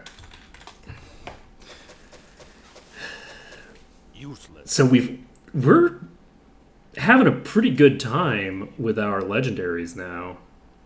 I mean, obviously, a lot of the legendaries that we've been finding haven't been super impactful, though some of them have been very, very impactful. But we have been finding a lot of them. Like, I'm pretty sure that the average number of legendaries that we're finding is substantially higher since we've gotten into Might and Magic 7. So, probably... My guess is that probably, like, level does have an impact on that. Okay, we're exiting Clanker's lab. We finished this up. I'm going to need to go AFK for a little bit. Just a short little while. And then we can move on to the next thing. I'm so happy that we finished Clanker's lab. That's so great. All right, I'll be right back.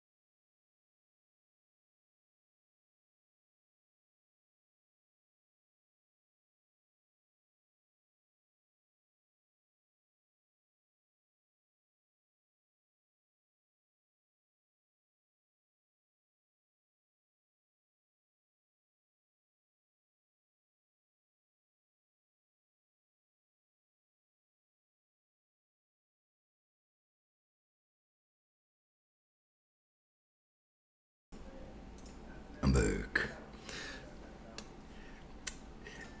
And yes, I think that I remember seeing something like that, Astro Kitty, which is why I was thinking that it might be the case. But I don't trust that I remember that it was stated there somewhere. So hopefully this will be a trend moving forward. It will be very funny if we finish the game with 10 legendary cloaks and we don't have any legendary items that have the defense boost, like the damage reduction for nearby enemies. I think that would be really funny. I want to get as many legendaries as possible without getting that legendary. That legendary will help us a lot. So I also want that legendary. One of the nice things about the things that I desire is that if I don't get the thing that I desire, then I get something that is also good for me. You know, like this is why it's useful to have self-destructive desires. That's a terrible message. That's a terrible message. Hey kids, make sure your desires are self-destructive so when they don't happen, it's actually good. Okay.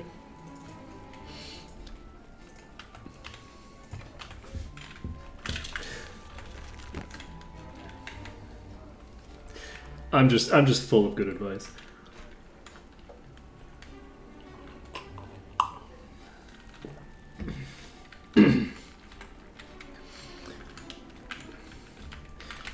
I've got the best advice. I've got the worst Trump, but I got the best advice. Let's see, Great Druid, and let's see. Oh, I have to visit 3 circles, not just 1. Ho ho ho, fancy. Master Perception. GM Identify. And I don't remember where all the quests that I need are.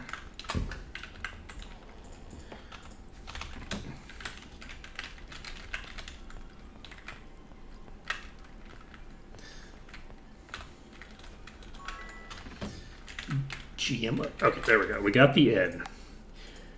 So. Welcome, travelers.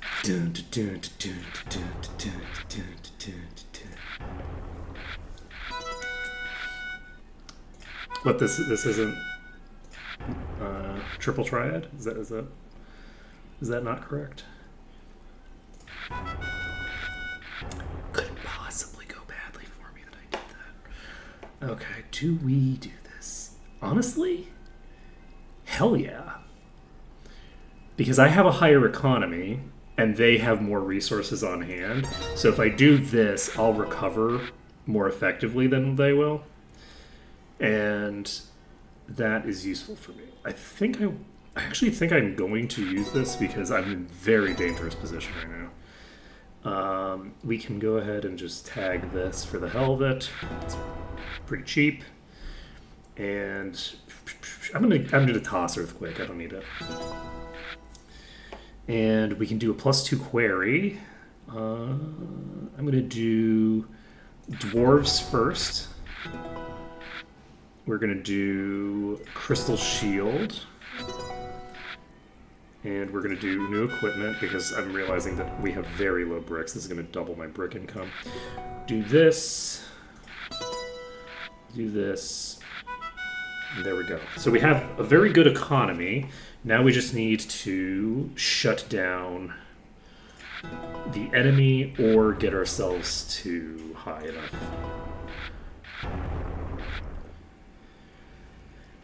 Let's see. I'm gonna use Query's help. Just because if I top deck something that gives me like a couple of points to my tower, that'll help. I think I'm going to use Mondo Wall. I'm not going to bother using Foundations because there's the risk that I use Foundations and then I get boned as a result of getting tagged quickly. I think I'm going to use Gem Spear first. And this gives me +1 tower. I'm going to hold off on that.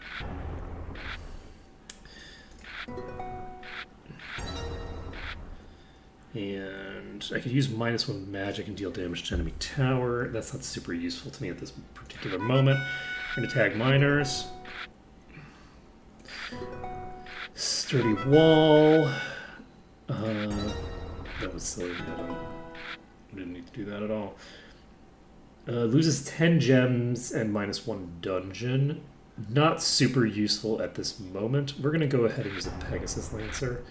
Just make sure that we keep them as far away from Thinger as possible. We can go ahead and tag Slasher. Normally wouldn't be that relevant with their tower this tall, but we have a shit ton of recruits and we have a dragon on hand.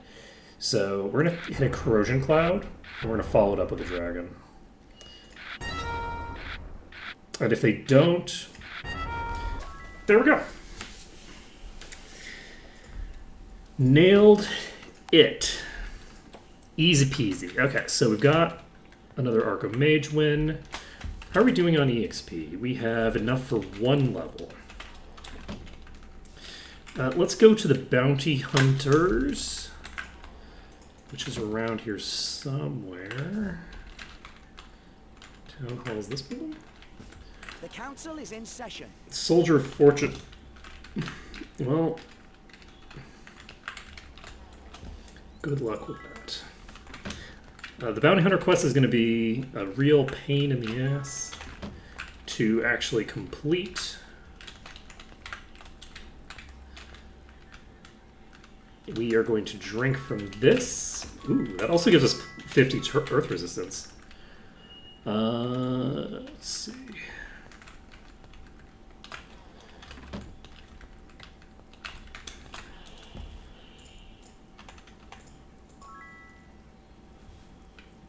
Let's see.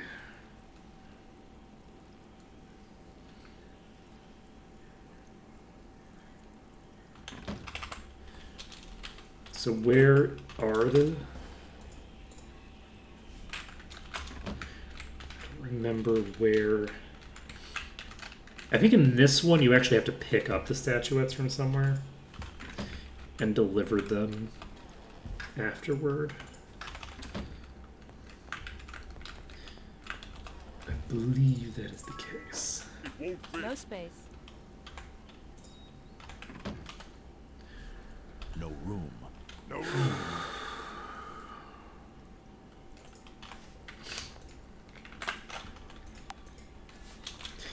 Okay. So we've got that done. So let's pop into the next dungeon, I suppose. Oh, do we want to check on making thingers? So let's see what happens if we do this. So we equip this, and we need to find this fusion ring. And we can make a reagent out of the ooze ectoplasm. And that gives us a 123 power catalyst. We can then cast... where's enchant? Enchant item. And it fails. Okay. So it's possible that this catalyst is not powerful enough. It's also possible that this has been removed as a mechanic. And it's also possible that it was never a mechanic and it was added in by mistake. Lots of possibilities. But we do have a Philosopher's Stone that is powerful enough to make another potion. Do I want to use it right now? Honestly, no. I'm going to deal with the potion making later. We didn't need to swap. We needed to find our ring, which we put somewhere. Was this it?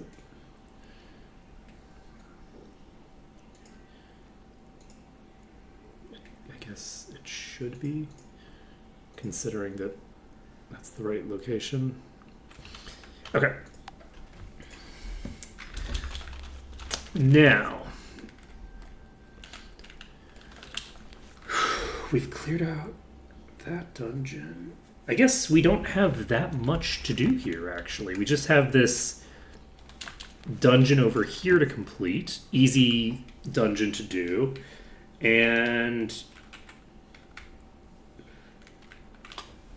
is there something we needed to do? Is there a reason why we have to go through the elf dungeon? I'm trying to remember. Help! The Erathian dungeon we need to do for a quest that we have. Or will have at any rate. So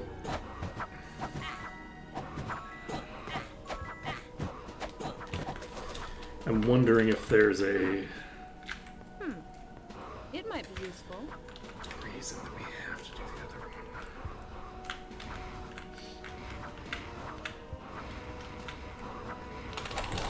I should probably pull back.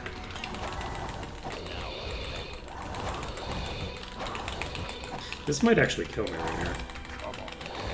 Which is a problem, because if I die here, I'm gonna have a harder time than I'd like. Potentially, because I might need to... The opening was fairly trivial because I got a really weak Wyvern pack. But there's no guarantee the Wyvern pack that I start out with is going to be that weak. So it's a potentially dangerous opening, and I don't want to have to do it again. So, playing a little safe. Oh, I know that. I know what I need for this dungeon. I'm wondering what I would need from the castle, because there's a direct route to the castle from here, and I'm just trying to remember if that's a necessary dungeon or not, because I'm not intending to clear every friendly dungeon necessarily. I'm only planning on clearing the friendly dungeons that I have, like, some sort of casus belli for. Right, where it's like, I have some reason to say that I'm in here, rather than just, like, pissing off my allies for no reason.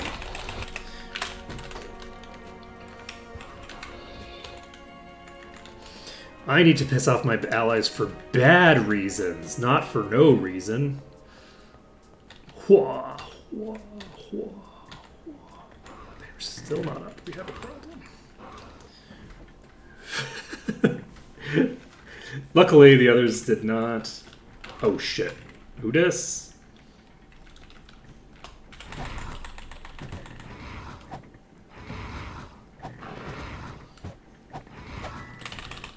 There we go. There we go. We're fine. Maybe? Ooh, there's a lot leaking in.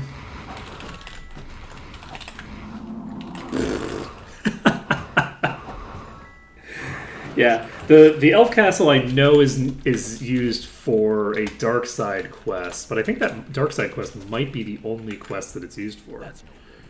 It does. I don't think there's any neutral quests that are associated with it, and I'm not going Dark Side, so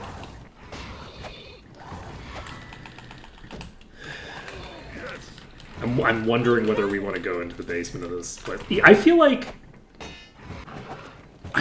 we might do it anyway. Whoa, Durapolar! That's a very bad thing. Fuck. Ooh. That's a problem. That right there. That's a problem. Do this.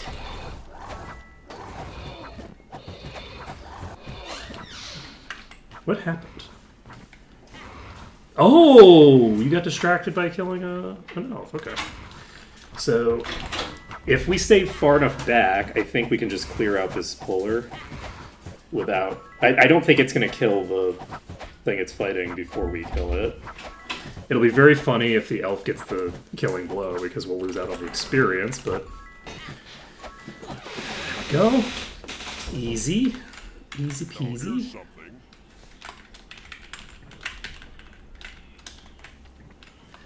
Okay, we are in the green at the entrance here. Doesn't matter. I don't have any food because I didn't bring food. So hopefully we don't end up dying before we get this dungeon sufficiently cleared. However, this dungeon I don't think is going to be that difficult, honestly. There's a The wyverns are very dangerous by default. I do have death and eradication immunity, correct? Yes. So they're very dangerous by default, but with the entire party immune to death and eradication, they're not that dangerous anymore. Do I have full immunity on you somewhere, right?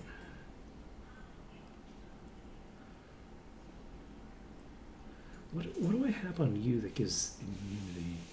Do I not have status immunity on you? I was sure that I had status immunity on. I do. Okay, it's on the mace. I was like, don't I have something that's making me immune? Okay, we're all set.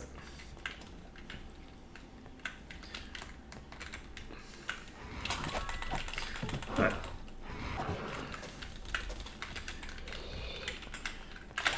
Ooh, buddy, how's it going?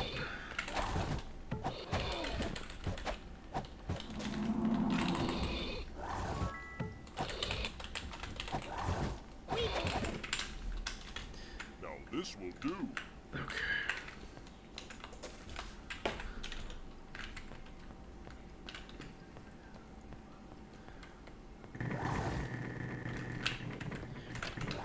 Oh, hello, buddy. Yeah, I'm gonna be honest, I didn't realize that you were there. I figured you were below, and a not flyer. Let's see here. I could continue through here, but I don't think I'm going to. I think I'm going to go back and start clearing more sections to try to unlock the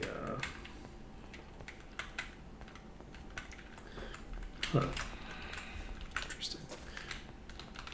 I guess I couldn't have gone through there because I needed to hit this switch anyway. I'm fairly sure that the switch unlocks those things. I thought that they looked weird, but I was like, it's probably normal. But I think that those were actually blocked by the weirdness. Okay. So far, this is going pretty well for us. We have a lot of bodies over here. We have some friends over here. And we have a nice, convenient place to fight them, if necessary. Come on, then.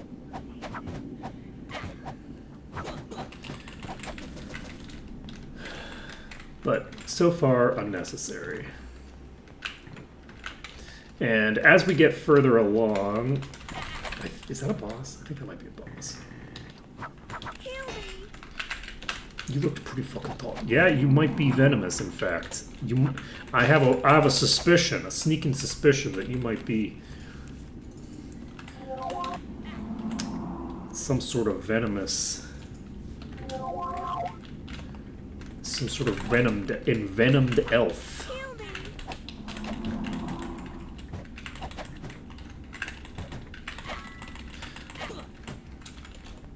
Would you be envenomed, or would I be envenomed?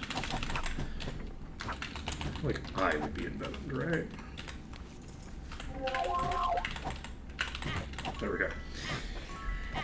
So, we can just casually sit here, plow through this. I just realized how crappy their spears are. That's just a bow staff that you have like wrapped a piece of metal to. That's not a good quality spear. Look at that thing. I did not realize this. I guess it makes sense considering they don't even use it like a spear. They have like, I guess it's like just a bow staff that has a blade attached to the back end of it? What the fuck is this animation? They seem to be slicing with the back end that's held toward the ground? How have I never noticed how bad elves are with spears?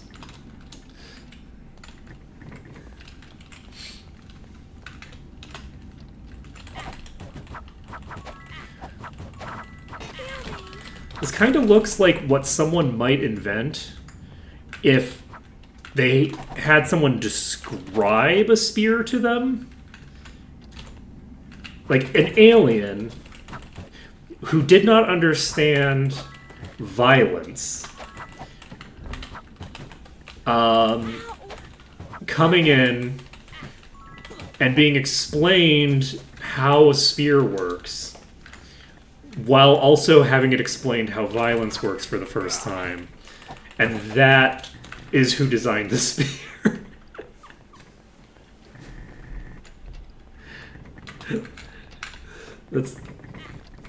So it turns out the elves are pretty chill. They're not actually violent at all. They don't really grasp the concept fully, which actually makes sense for like a fey creature like an elf to a degree. Depends on what kind of elf you're dealing with, obviously. Like a D&D elf is like not even a fey creature, honestly. D&D elves like are basically just not elves. They're basically just humans. Very boring, honestly. But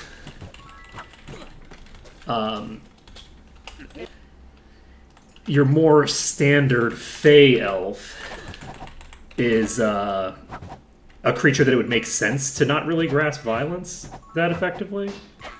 I actually think, you know who has like probably the best elves is Terry Pratchett. Terry Pratchett, amazing author. And one of the things that's very funny about Terry Pratchett is that Terry Pratchett writes comedic fantasy. And it's easy to think of it as just being like, oh, well, this is just satirical of fantasy. It's like, no, actually, this is really good fantasy, and it's comedic. Like, it's not even really... Like, there's some satire in it, right? But the satire is honestly more targeted at the real world than fantasy. The things being satirized are more real world phenomenon than really fantasy tropes. The like characters, like the like fantasy elements kind of just work on their own. Fully a mistake to think of Terry Pratchett as exclusively a satirist. Like, absolutely, like, top tier talent in terms of the writing. We even ignore it. You can read Terry Pratchett and have it be really good without recognizing that they're making jokes the whole time. Which, when I was a kid, the first Terry Pratchett book I read, I kind of just read it straight and did not understand what was happening. I didn't really get it. I was reading Guards as a kid and did not get that it was like... It was just a random book I picked up because it had a dragon on the cover. And I was like, oh, okay. And I read it, and I read it fully straight and didn't really realize. I still enjoyed it. But let's see, I don't actually know which one that's a reference to. The Four Ancient Barbarians.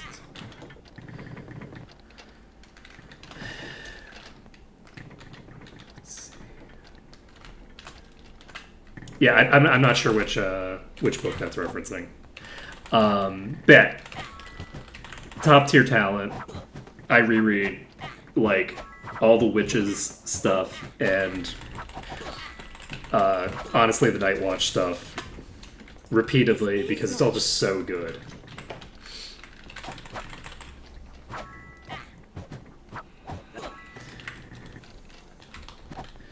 It's so good. Alright, we're gonna go save. Because we can. We've cleared out half the dungeon. So, I'm pretty sure... Yeah, we can pop out.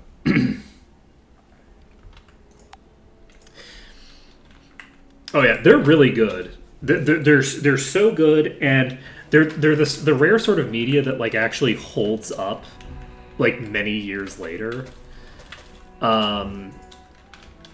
Like Terry Pratchett was not good and cool for his time.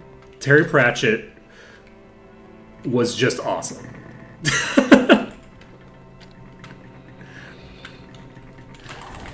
Oh, that sounds very cool.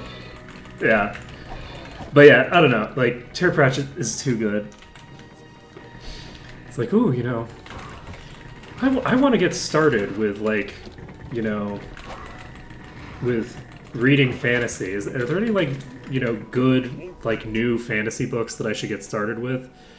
And the answer is probably, but why would you? There's there's Terry Pratchett that you could read. That sounds fun. I don't actually remember. I don't remember which book that is. It might be in one of the Rincewind books. It has the vibe of one of the Rincewind books, and I don't enjoy the Rincewind saga as much as most of the other sagas. Useless. But No room. No space. Won't fit. he's such a good author. Worthy. Oh shit, we got another legendary. This is interesting because if we can find a one-handed sword legendary, which I guess technically we already have No one, space. if we can find a one-hand sword legendary that we're actually willing to give to Silria, Useful. then Useful. that would be very useful. Let's see. I'm not familiar with Joe Abercrombie, I don't think. I'll potentially take a look at some point. As I need news, as I run into new stuff, or as I run into periods where I want to read a bunch of books and don't want to just reread one of the authors that I already read.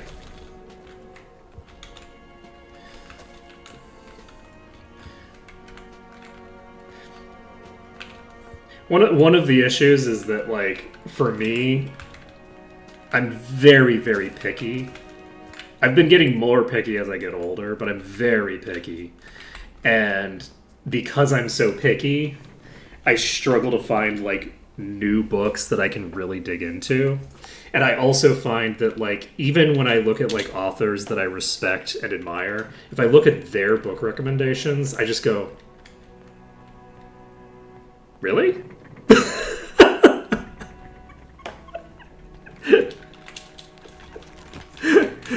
There's like zero correlation between authors whose works I enjoy and authors who have good ideas for me about what I should be reading. Like the things that they recommend, I never have any interest in. Which makes a degree of sense, right? Because the things that they're reading for and the things that I'm reading for are different because they're reading the things they're reading. They're not writing the things they're reading, you know? The things that you write and the things that you read are often very different from each other. So it makes sense. But I've started reading a book on recommendation from an author that I respect, and as I'm like reading this book from this other author, I'm like, I don't get it, but it depends. honestly. Like, the things that I'm into predominantly tie into, like, I don't know, like the vibe I get off of the author more so than anything else. Like, it's kind of hard to explain. There's a certain element of the way that characters are characterized that to me is more important than like anything else with regards to whether I'm going to enjoy a piece of media or not. And this holds true for basically like all media.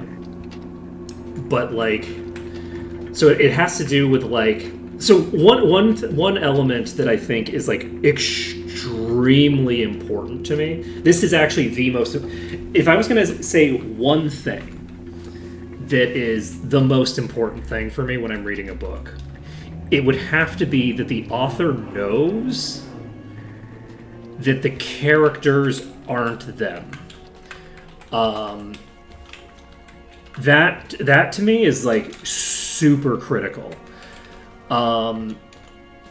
It really bugs me when an author writes a character that I, as the reader, have no reason to trust, and then the author gives me, as the reader, information through that person and expects me to believe them. If that makes any sense. Like, it's fine to give details about your world through dialogue that the characters are doing. There's nothing wrong with doing that. But you have to be aware when you're doing it that I have to trust that the character that's speaking is going to be correct, right? And this is a huge issue with like a lot of writing. It happens in books, happens in movies all the time. It's like a very common issue where like the author's like, okay, well, the character isn't really talking right now. I'm talking. But I, as the author, am not going to tell you that I'm talking because I'm talking through the avatar of this character instead. Which leads to problems of if the avatar they're speaking through isn't a person I would trust to have this information, I just don't believe you. Like, I'm not believing what the author is trying to tell me at that point. But you can't just, like, listen to every stupid thing that characters say because the characters should have the capacity to be wrong. And everything should be going through the filter of how this character perceives the world, right? So that is probably the biggest thing, is the ability to recognize that I, as the reader, should not trust what everybody has to say and work with it. And the better you can work with the fact that I know that the things the characters are saying are based off of whatever their whole deal is and only like only minorly affected by reality itself, the better an author is at playing with that, the better it is that the better a time I'm gonna have with the media in general, because I need to be able to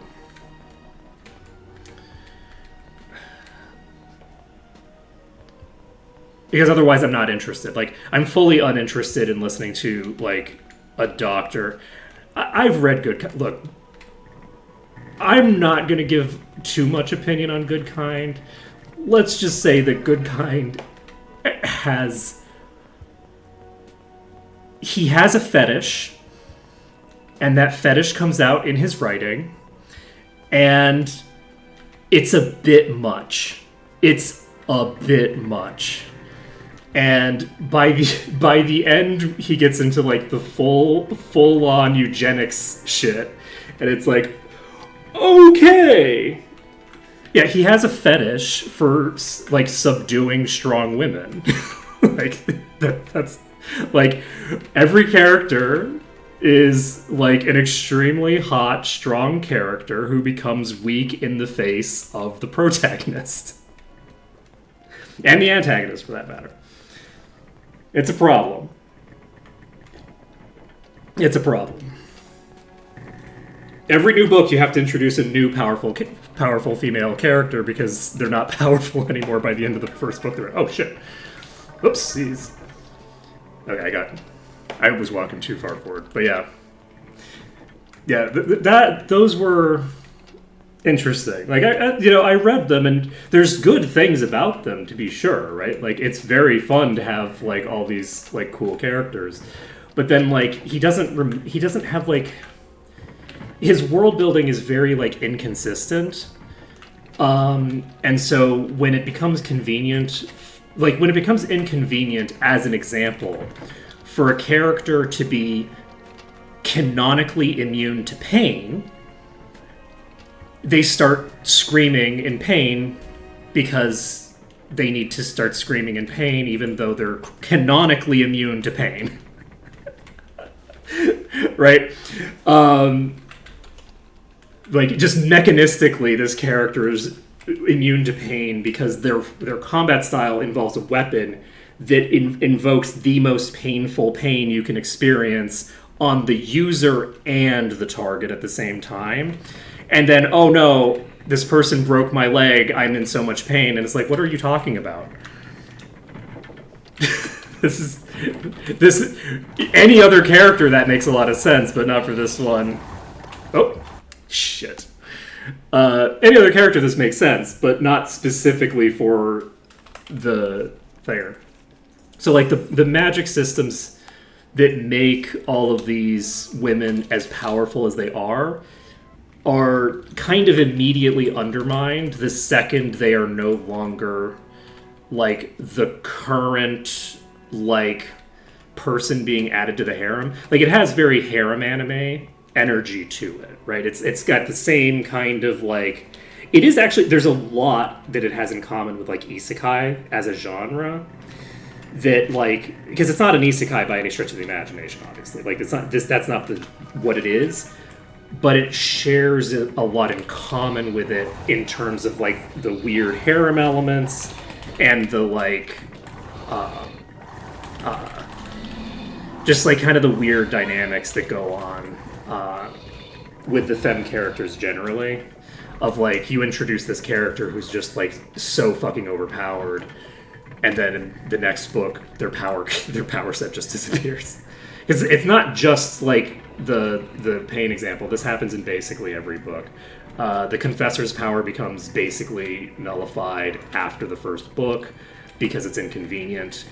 There's, like, a lot of... Not after the first book. After the first, like, 2 or 3 books. As soon as, like, the primary villain is introduced, like, the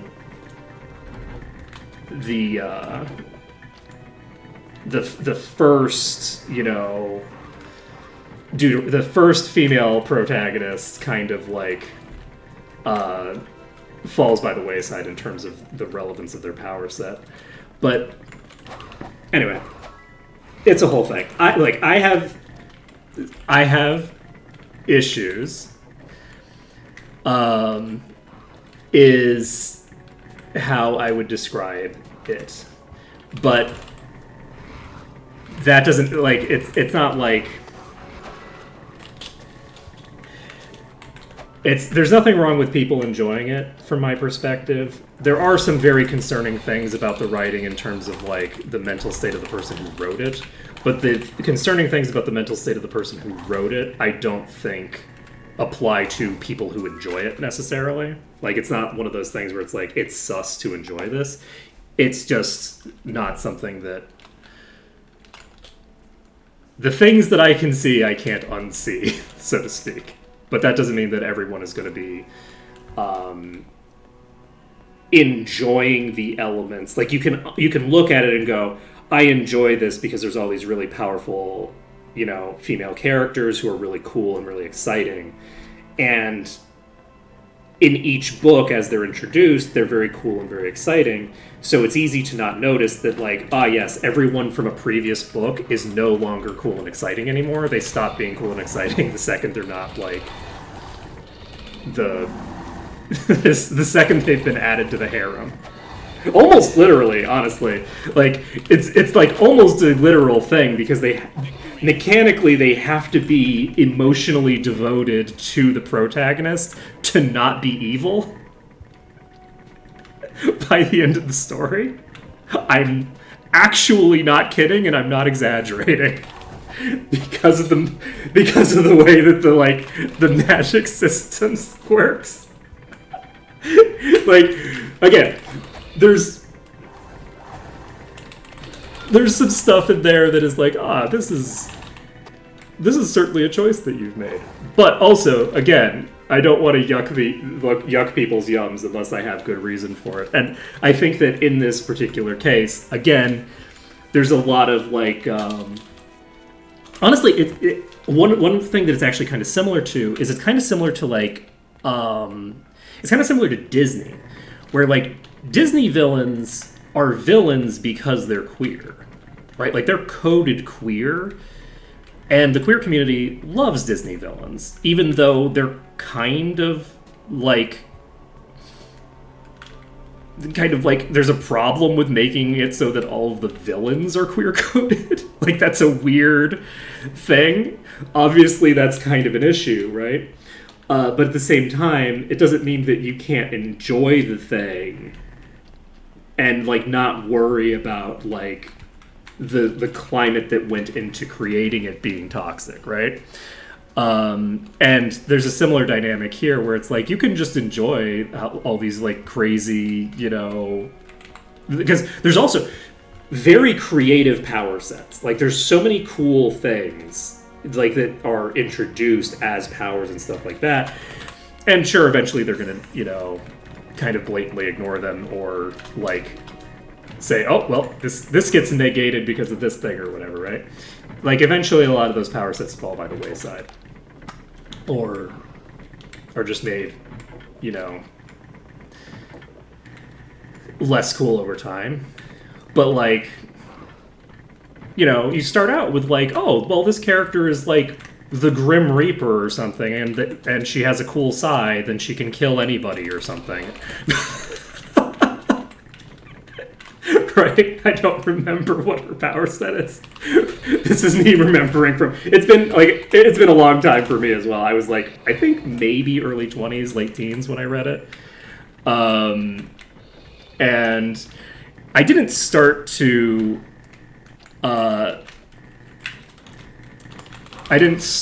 like, go, this is kind of sus, until about halfway through the series in the first place.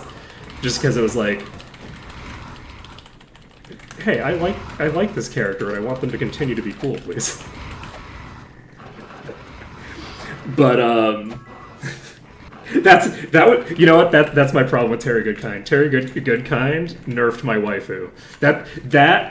I'm gonna go with that's the canon. Terry Goodkind nerfed my waifu. Worst author ever. Which one's my waifu? I don't know. I don't care. But I think that's a legitimate interpretation of what I'm saying. And yeah, my goal is not to, like, influence the way that you feel about the media that you enjoy. I consider it a curse to be as picky as I am. It would be nice to be able to just go, like, hey, this is some cool shit, and not be like, okay, let's psychoanalyze the author a bit here. What are they saying? Isn't it a bit weird that they're doing this? I would love... Actually, no, I would hate it. The only reason that I read... So I stopped reading for a long time after I started writing. Because it's like, well, why would I read... why would I read in order to, like, escape into a fantasy world when I have a whole-ass fantasy world in my head already? Like, what's the point? So, like, the whole, like, getting immersed into the fantasy element is not a real component of my reading anymore. To a large degree. Now, it took a while for me to transition into a reading style that's more like, what does this author have to say? About like anything, honestly. Like, what is it? What is the author saying, and are they doing a good job of saying the thing that they're trying to say, right?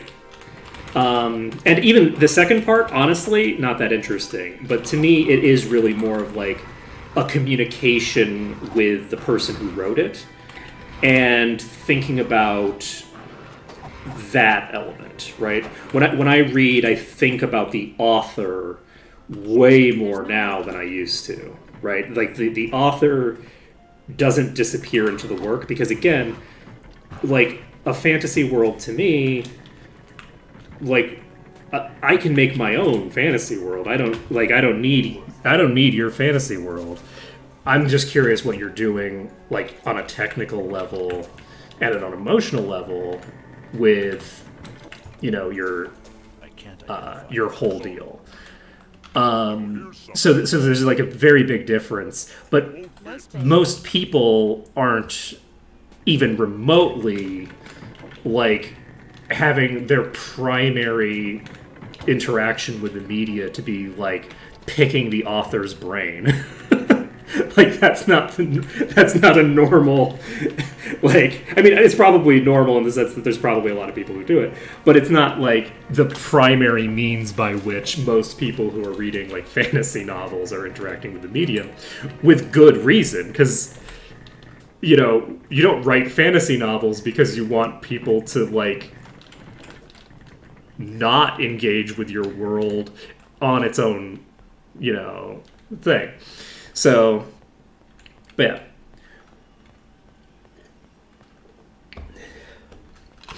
Excuse me. I have a relic crown that I picked up. I have a relic shield. I have a very particular set of neurodivergencies that lead to a very particular interaction with the media that I consume.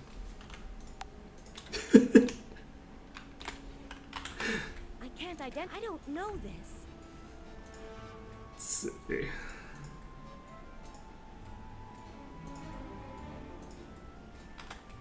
It's worthless. I wish I knew it's worthless. And I generally enjoy interacting with media the way that I do.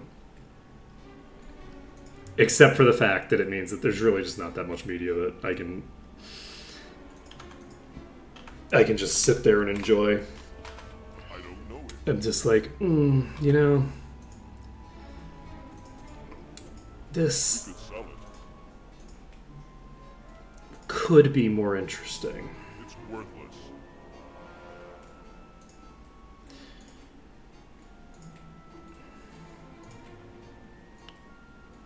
Or it's very interesting, and I'm just like, oh, okay.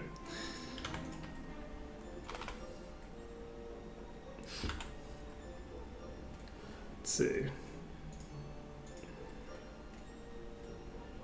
So we have 3 Phoenix Feathers.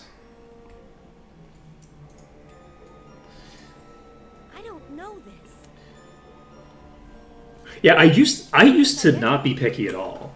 When I was young, I used to be very much like, I'll just read anything, just like to absorb it into me. And it's not like I enjoyed everything on the level of like, oh, I think this was good. But like I would read a thing and absorb the thing and just be like, oh, well, I'm glad that I read that thing. Do I think that it's well done? No. No, I don't necessarily think it was well done. But the other thing is that when I was younger, I also didn't honestly invest that much into whether a thing was even well implemented. It wasn't really until I started writing that I actually started caring about that at all. And there's no good reason for that. It's not like, oh, well, once I became an author, my standards just raised because I am now better. It's not even that. It's just the way that I consume media just changed because my needs changed. And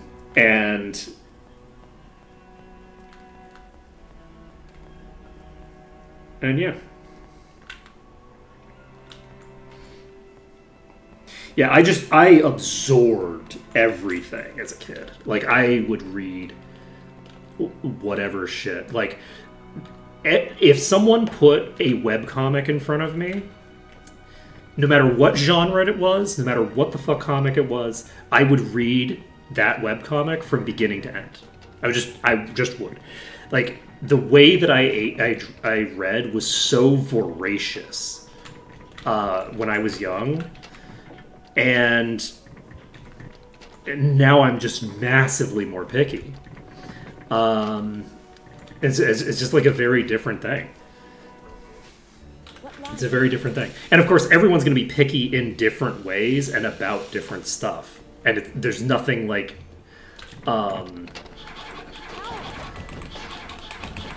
there's nothing like inherently more like useful or... like, there's no good or bad way to be picky.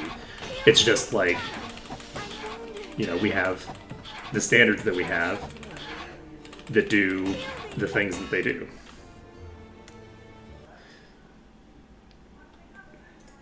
Yeah, the Dragonlance books were interesting. One of the things that I realized when I started rereading them as an adult that I thought was interesting is I thought it was really interesting to realize how obviously it was a D&D campaign.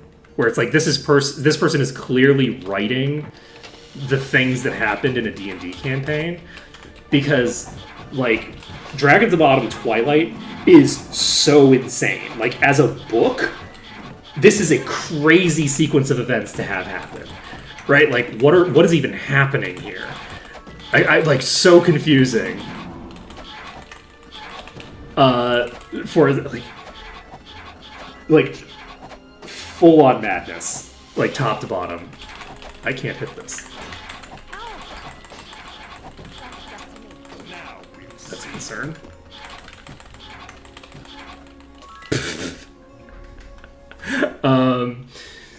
But anyway, yeah, I haven't been able to go back and reread the Dragonlance saga. But what I have been able to go back and reread as an adult? I think Autumn Twilight was the first one, right? I think it starts in autumn. They arrive in their like old hometown in autumn, and then it continues on from there.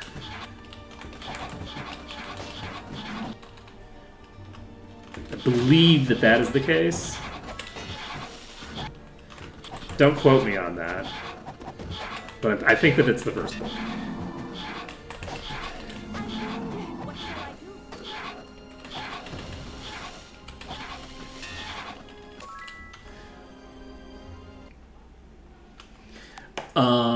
Let's see.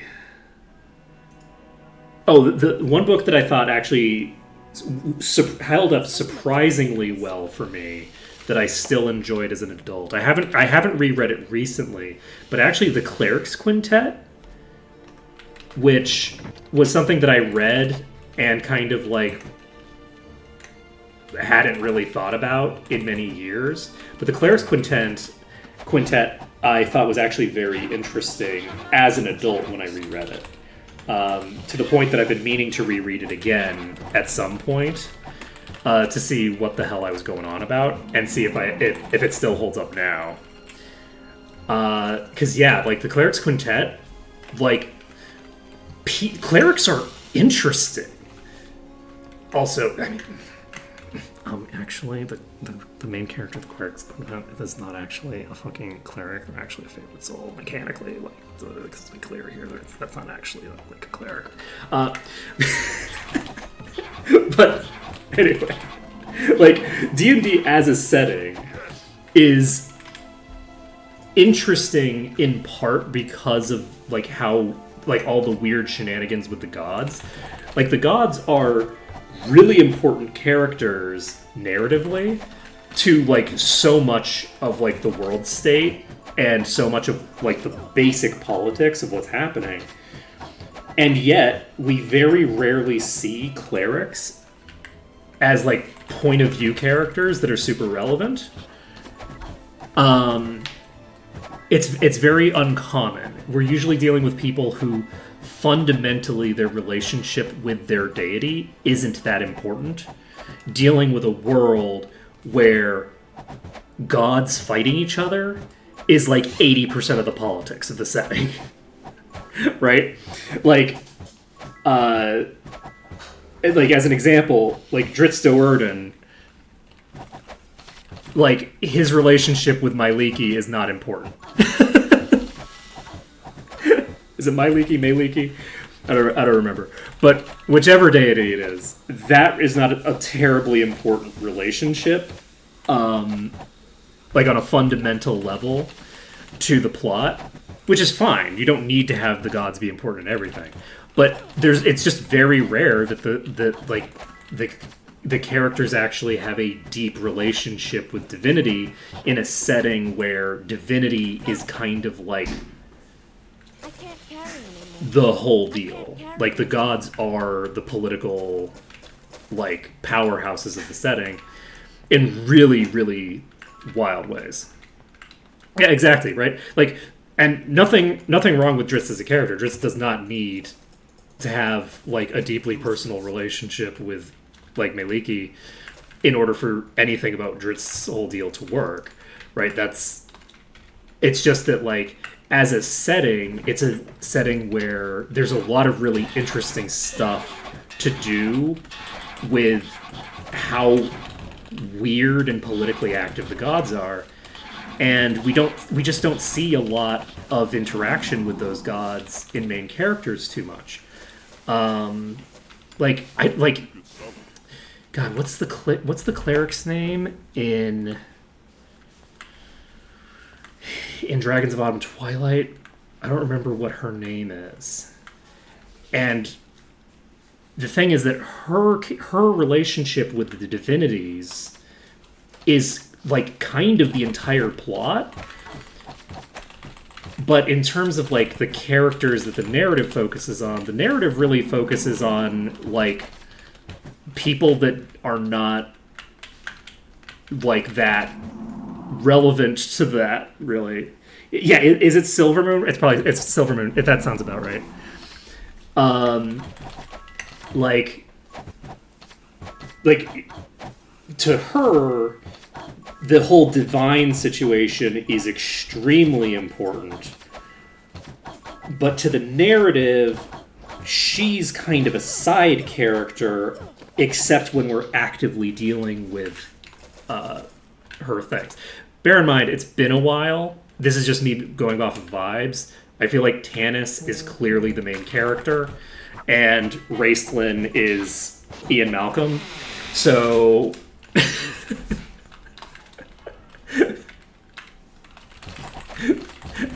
I feel comfortable saying this. And because those two characters are Ian Malcolm and the protagonist respectively, the relative importance of a character to the narrative as a whole feels like it's directly proportional to their relationship with those two characters. Now, maybe I'm misreading. I might be misreading. And yes, the fact that Dritz worships Myliki is relevant in the sense that Myliki is not a drow deity, or is currently not considered a drow deity. But like, what's Myliki's portfolio? Right? Like something Rangers, right? Like something Wilderness. Where one of the things that's very cool about like the Clerics Quintet is the idea of you can have a guy who's ostensibly a bad cleric of one deity, but is actually I guess this might be a spoiler. The relationship with the divine portfolio is a very important element of the cleric's quintet from the very start, which I think is interesting, right?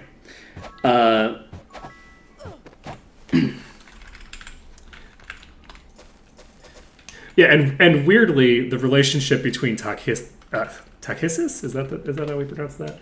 The relationship between Takhisis and Raistlin is the strongest relationship. Raistlin's the party wizard. Which seems a little odd. But, you know, sometimes odd things happen. Which is also, to be clear, which is also fine. I have no objection to that whole plot line. I just think that clerics are not usually. I feel like they're often kind of like supporting cast in the way that narratives treat them, because they can't pick up a sword and stab someone as easily as the protagonists. Like, oh man, the way that the Clerics Quintet deals with the fact that our protagonist is a fucking pacifist in Dungeons and Dragons. You have a Dungeons and Dragons character who's the protagonist and is a fucking pacifist. My pack's full. How do you have a pacifist in Dungeons and Dragons? The answer? It's really hard and things go bad really quickly. And a lot of problems could be really easily resolved if this guy would just fucking pick up a mace and hit someone over the head with it. Like, the great, right? Like, very cool to have, like, problems that... How often do you run into a narrative in D&D where the problem is that the protagonist is a fucking pacifist? I mean, the problem isn't that they're a pacifist, but it causes problems in the sense that, like, you know, oh, well, you could have dealt with this problem a while ago and you didn't because you didn't want to hurt someone. So, anyway. Yeah, well, the D&D world is so ultra-violent, right? Like, in the real world, like, most people, most of the time, including people who want to bring about political change or, like, any other change, it's pretty rare that resorting to violence is a good idea. Like, in the real world, violence is generally a bad idea. Right? Even when it feels like it's a good idea, it's usually still like a really bad idea and you shouldn't do it, right? Even in the rare occasions where it seems on its face like it would be a good idea, it just typically isn't. So, whereas in D&D, the world is designed for a combat simulation game, which means that, like, it's a really violent world full of people that, like, there is no way to just talk them out of it, right? Like, you have clerics of so you have devout worshippers of gods whose portfolio is poison and who their whole deal is they just want to poison every living thing to death. Like, as a religion, their religion is, I'm going to kill every creature on Earth. Like, that's their deal. That's not a real religion. That's not a realistic religion. Nobody has the portfolio of, I'm going to obliterate the world, outside of, like, a D&D cleric or an anime villain, right?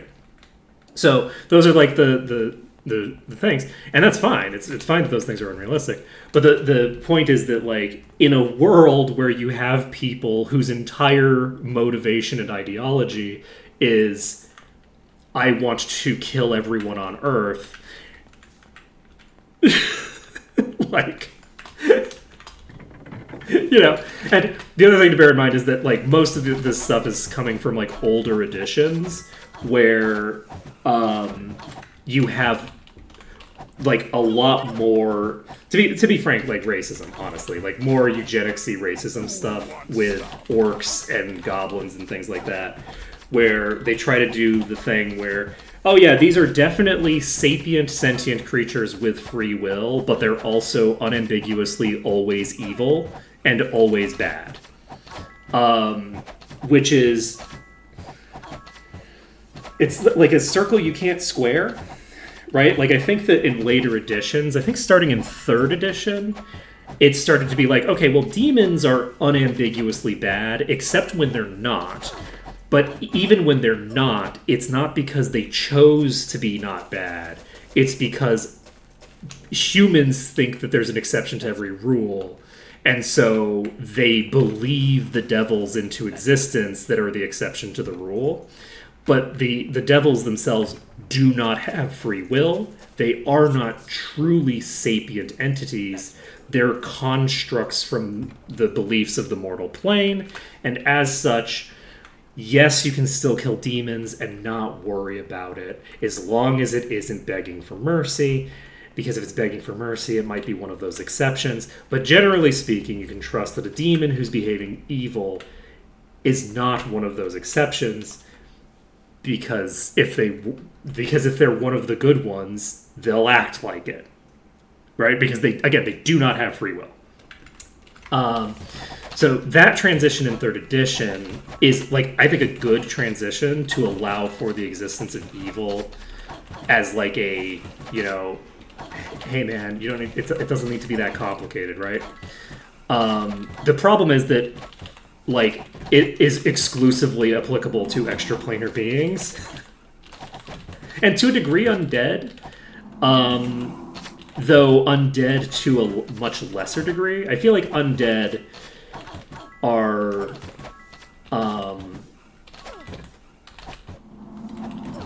not as clearly without free will. Obviously, aside from, like, mindless undead. But they're it's less clear cut. On whether they have the ability to do good things deliberately. I feel like they do. I don't think that the justification for undead are unambiguously always evil is a case that has been constructed by the mechanics of 3rd edition in the way that the mechanics of 3rd edition do for demons. Demons have a pretty good, clear-cut rule there. Not so much with... Yeah, and I think that that's the way it should be, right? Like, a creature that is born to be evil is not really evil in like a meaningful sense, right? Like, I wouldn't call a cat evil, even though they are horrific murder machines who do all sorts of bad things as a product of their fundamental nature. Like, I still would not call a cat evil, because a cat is unaligned, because it's not...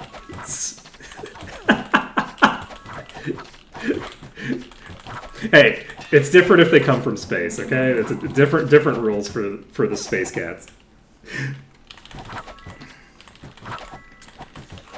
Well, so the thing with undead is that because undead are fundamentally powered by negative energy, and negative energy is associated with evil in certain key ways, there have been attempts to make because, like, they will always detect as evil. Undead in D&D always detect as evil because they are built out of negative energy, which coagulates around evil creatures, right? Demons, evil people, evil humans or whatever, things like that, right? So evil is a physical property of the universe in D&D, and because of the fact that undead are made of kind of elemental evil, One could make the argument that they are intrinsically evil by their nature, right? The issue with that is that positive energy is not actually directly associated with good, it's associated with the living. And there's a big difference between something being associated exclusively with celestials and something being associated like with every living creature. And so to make the parallel there, you can have evil people. There's still an evil person is still made of positive energy, right? They might have more negative energy imbued into their aura, which allows you to detect evil on them. But they're still fundamentally a being of positive energy. And undead are beings of negative energy, but like negative and positive energy really more seem to be like negative and positive in the sense of like particles and antiparticles more so than any really like strong actual association with good and evil outside of like this very specific case of celestials and demons, right? Yes, it's like magnets and shit. So I do think that while you can use undead in interesting ways if you treat them as like intrinsically evil, there's things you can do with that work fine. But I think that it's a lot harder to use undead in that way than it is to use demons and devils, because again, there's just like a big difference between like, yes, your flesh is not real flesh. It exists because the belief structures of the prime material plane necessitate the existence of a being like you, and the being that you become is not based off of any, like, anything but the beliefs of mortals. And so mortals have fucked you, basically. You are evil because mortals believe in evil. Right? Whereas the undead just have like an association. So I think that it's fun to do, like, you know how like people will often do the like reluctant vampire thing, where you have someone who is kind of like unambiguously pretty evil, but also doesn't really want to be.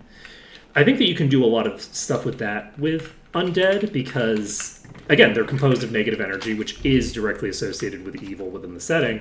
And you could make the argument that they are like pushed toward evil by that nature if you wanted, right? Like you could build a world state that justifies that if you wanted. And I don't think there's necessarily anything wrong with that, as long as you do interesting things with it. If you do things like, if you treat undead like you would treat a demon, though, I feel like that's a very different thing. Like, it's trying to treat undead like demons, I think is a mistake. A demon should never come around. Victory is ours. Right? Because they can if you don't want demons to be intrinsically evil. Every game of D&D is your fucking game of D&D. If you want the demons to be able to be to do good, that's fine. Do whatever the fuck you want. The canon for your gameplay, the canon for your setting is the canon for your setting. You can do whatever you want. I just mean from the perspective of like, you lose something narratively if you treat demons as undead and vice versa, because they are different.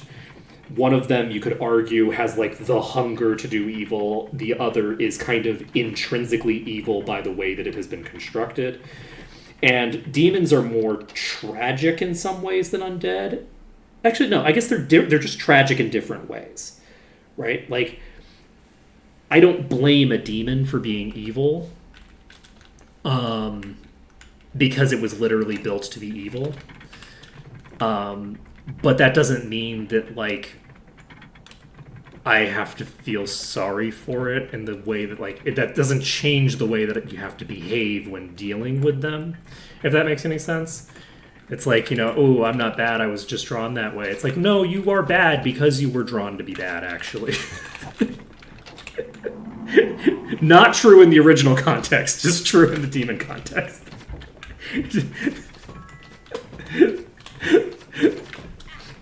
I'm not saying that Jessica Rabbit is evil. That's not the point of what I was saying. Oh, hey, you jumped down at me. Does that mean that all of you did? Alright. My goal right now is... Oh, did they all drop down? No, right? No, if they're hitting me from here, they're probably upstairs. Alright, we're gonna go ahead... Oh, shit, hi! Yeah, I think they're upstairs, so this one just dropped down at me. Luckily, these two are far away. I'm not going to be killing the peasants, which is going to be a problem for me, because killing the peasants would be very valuable. Oh, shit! Where are you coming from? I'm trying to get to the point where I've cleared enough of the map that we get...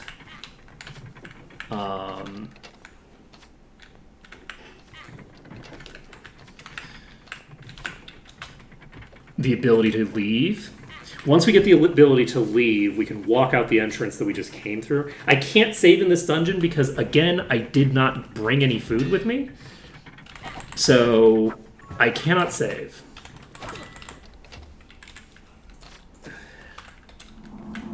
Okay, there are more of these right here. Cool. Luckily, this is a fairly weak dungeon overall. That's purple. Luckily, this corner is better than it looks. I was thinking this was going to be a really bad corner. It seems like it's probably fine. Okay.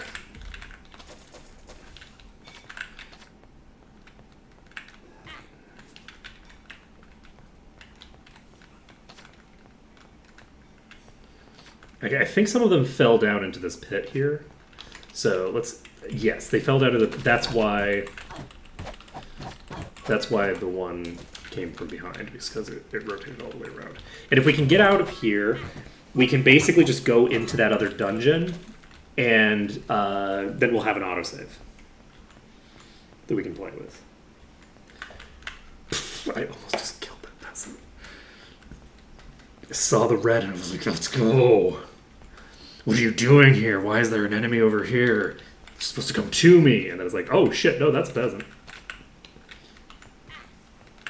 Okay. Are you down below or are you above?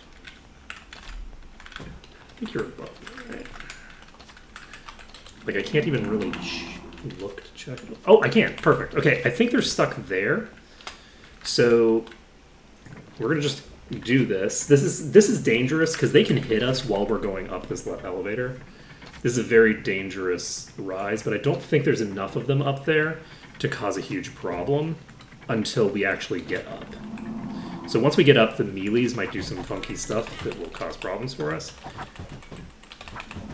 And it looks like we're mostly fine.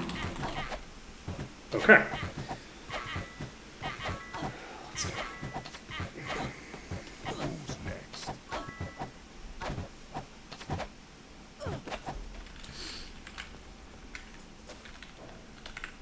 My pack's full. I can't carry. Let's leave it. There is one issue, which is that if the peasants are required, I don't think they will be, but if the peasants are required to clear the dungeon, we're going to run into an issue here, because if the peasants are required to clear the dungeon, we won't be able to reset the dungeon, and we need to be able to reset the dungeon. Ooh, problem. They're jumping down on us. They're shooting us, doing all sorts of stuff to us that we do not want. So we have a huge pack up there right now. I need them to start falling down at me.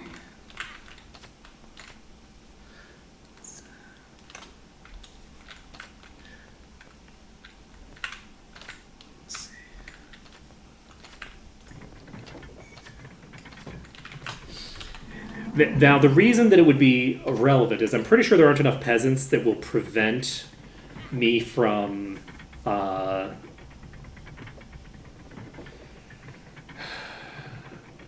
getting to the point where I can leave and save, right?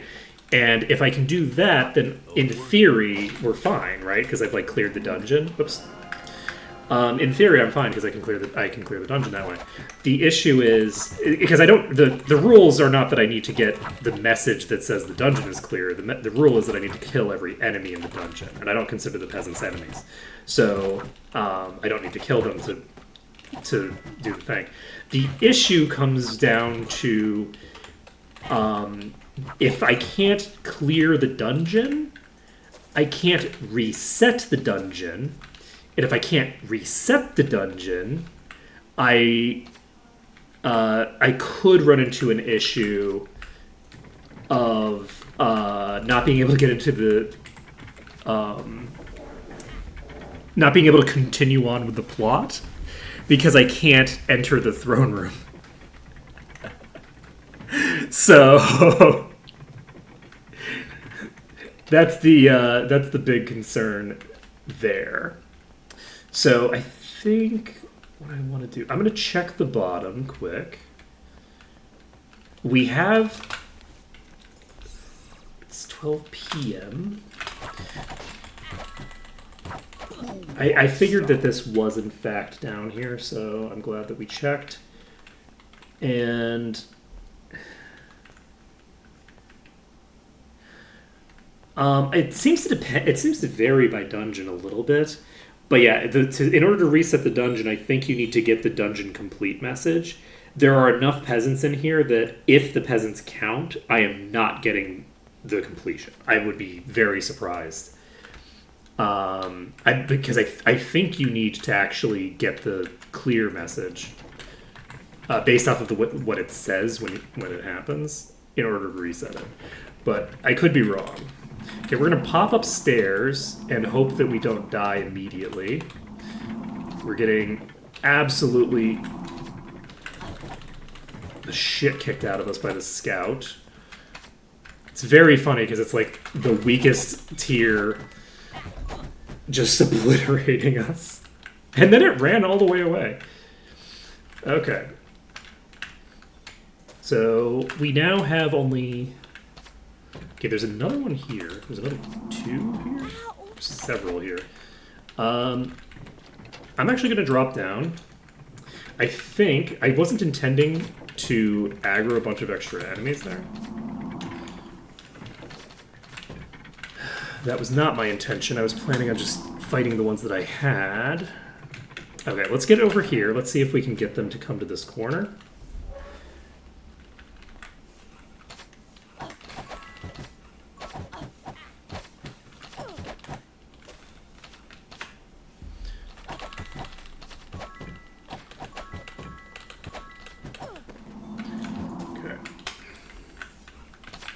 Okay, there's more upstairs. We are going to go save now. I am a little concerned. We're taking pretty heavy damage every time we go upstairs. So we're going to go out. We're going to just save the game. And we're just going to pop back in. So it's possible that I don't even need to reset the dungeon. Because in vanilla, I believe the dungeon doesn't need to reset. You just need to wait a few months. And after a few months, you'll have the dungeon still cleared. Where, like, there's no enemies in it. Like, they're all dead. But despite the fact that they're all dead, they are...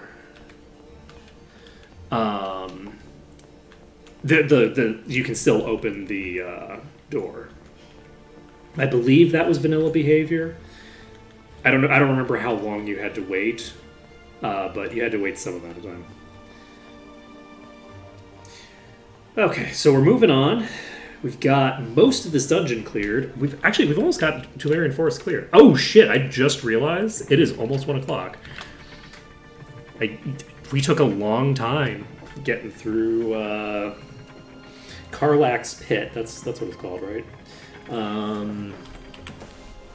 Garrick's Laboratory. Clanker's Contraption. Something along those lines. I am deliberately just saying it now. In case it wasn't obvious.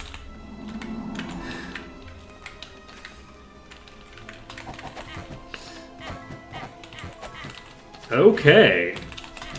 So this is going to be an interesting location to fight in. And if we can get... Oh, that one came through. Oh, that's a problem. We have multiple in. I don't like it. I'm gonna die. I fucked up. I fucked up. I fucked up. I fucked up bad. Damn it. Okay. Reloading the autosave. It's fine. It's fine. Why wouldn't it be fine? Alright. Look, and this is why we want to be able to say this, so that we can do dumb shit. So that was interesting, actually. That location, we managed to pull without actually getting that many able to get to us. We might want to use that to our advantage. I think we're going to. We're going to do the same thing. This time we're not going to chicken out. We're going to let the archers beat on us until the archers run away. And we're going to hope that we can just keep all of the melees on the other side, and that the archers will eventually wander to the wrong location. That's our hope. So, I'm going to kill this warrior first, which was kind of a pointless thing to even engage with, because...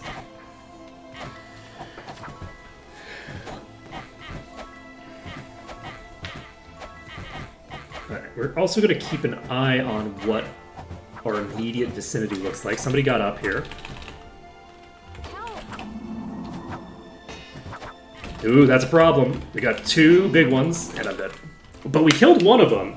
I'm curious what is letting them get up. I think they're coming up the ramp, maybe? Oops, that's the wrong... I think I loaded the save instead of the episode. Alright, we're gonna keep trying this. I think this is an interesting thing. I think that I could have gotten it that time if they hadn't both come up right at that moment. Because one of them leaking was fine. We killed the one that leaked, even with the other one beating on us, and they were the highest tier that leaked. So I think we can handle this. I think this is gonna be great.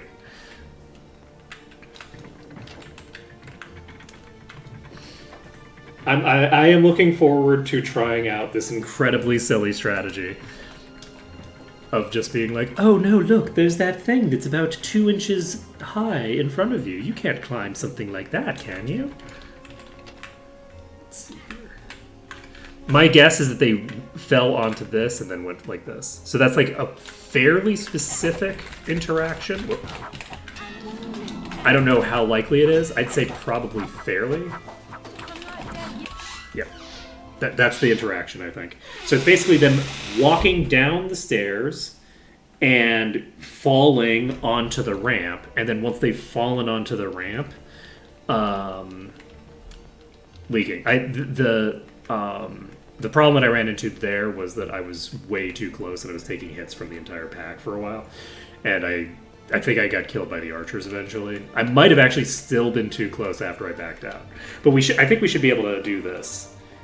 The other thing that I could do is I could just bring them down to this corner down here, but that takes a long time and it's kind of a pain in the ass, and I don't want to do it. So we're going to do it the way that sounds more fun to me. I should probably be trying to do this in a timely manner, considering that it's almost 1 o'clock. We have 2 minutes until 1. But I'm sure it'll be fine. Taking out this one. We have another one there. I'm gonna stand here for a while. Let's see how this goes. The issue is these fucking archers, man. The archers are an issue. Okay, there we go.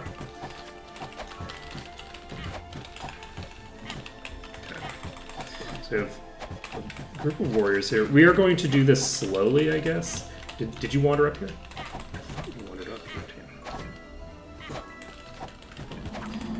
too. Ooh.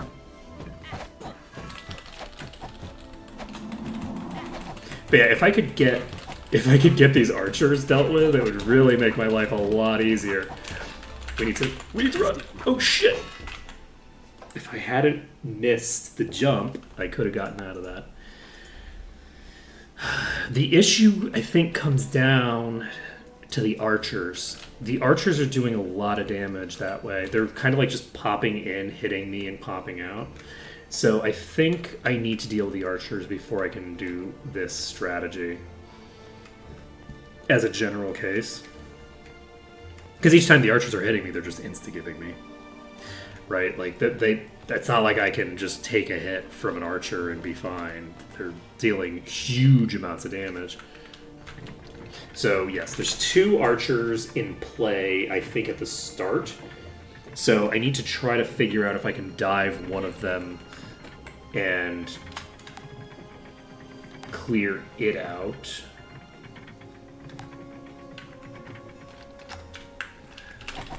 Before we start. So like this one, if I could grab this scout before everything goes to shit, which I can. Fuck. Okay, we're all alive, which means that we have the ability to do a bunch of damage to lifesteal.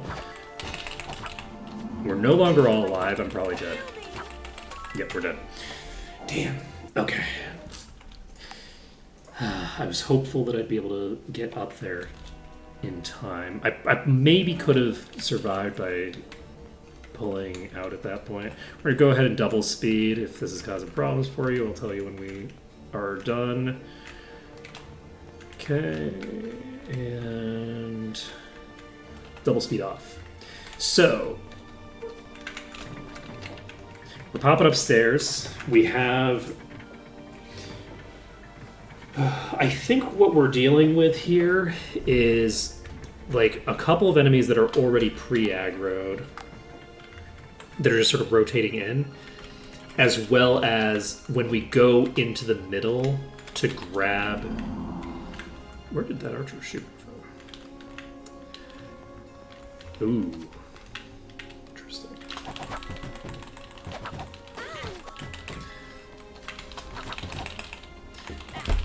We are hitting the button.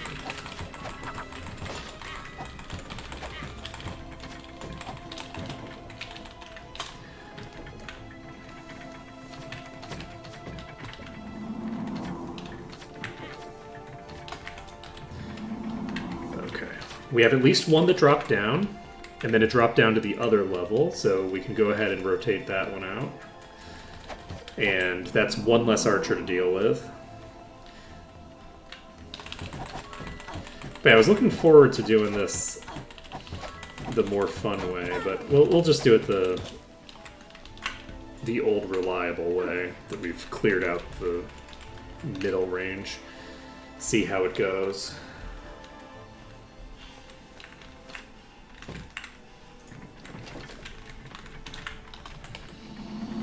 So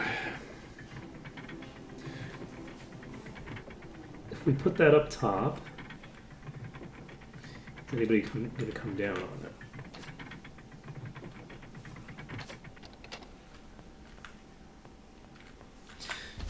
Maybe not. Are they all locked in? They might actually all be locked in a position that they can't come out of. So if they're all locked into a position, I'll probably just jump up on this. And in theory...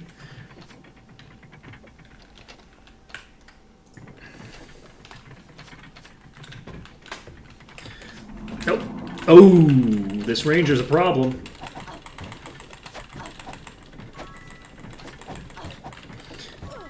Okay. This one can leak. These two are fine. Alright, we're all good. Okay, we took out the threatening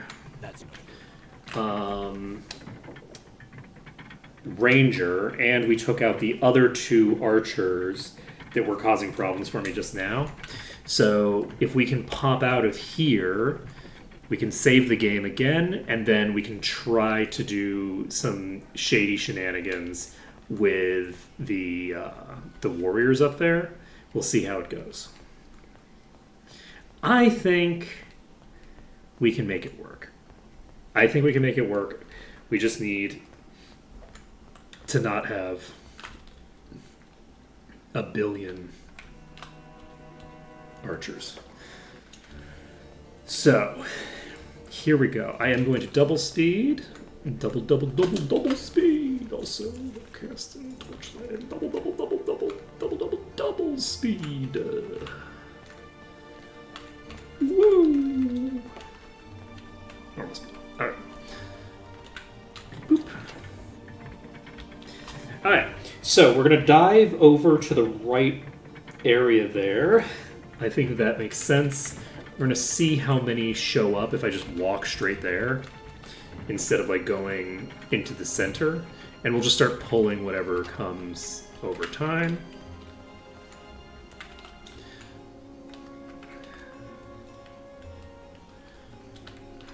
Okay, we have this one coming. We have an archer over there.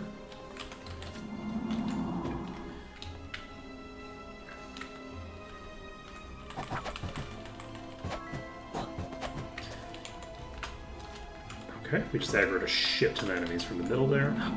Where did you come from, my friend? Hello.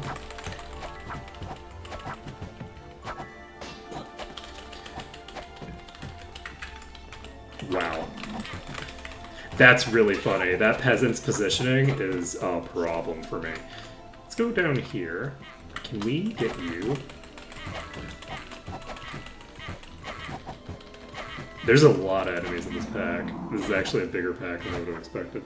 Somebody else on me? It won't fit. I need to put this somewhere.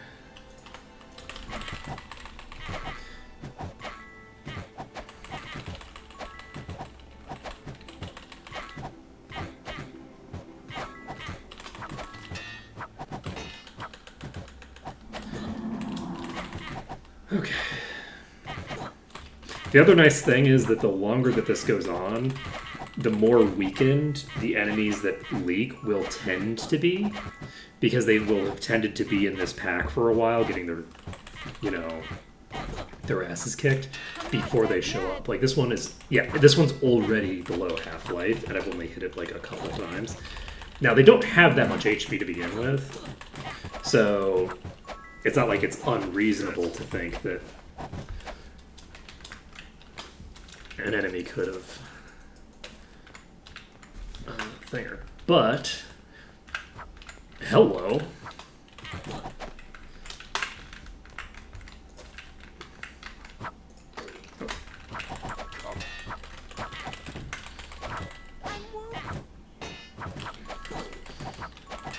Imagine dying while I'm like on my way to save. It also occurs to me that I don't need to go save downstairs. I could just walk out the front door. Ooh, this. Ooh, it's another archer, yes. Let's clear out all the archers. Okay. So we're walking out the front door. Nope, there's no room, no space. There's no room, no space.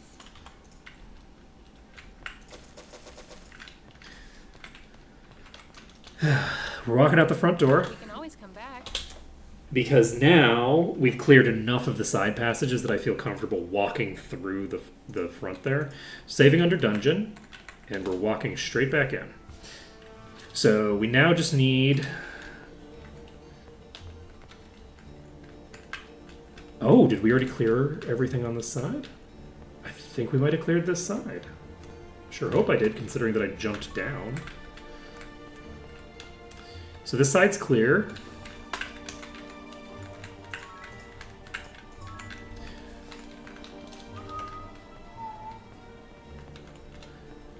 The other side isn't also clear, is it? No shot, right?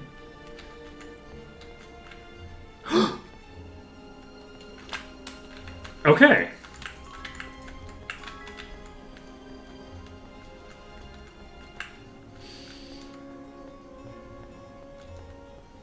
Is that everything?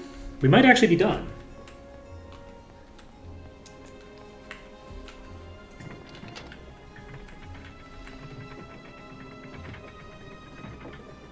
We didn't get the dungeon complete message.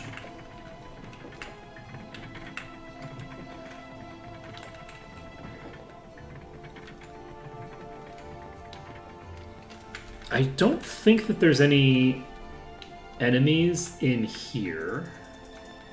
Oh, there are. Okay, there's enemies in here, so we won't be able to confirm whether... Oh, we'll never actually be able to clear this dungeon fully. Because I think you can only open that if you are dark side.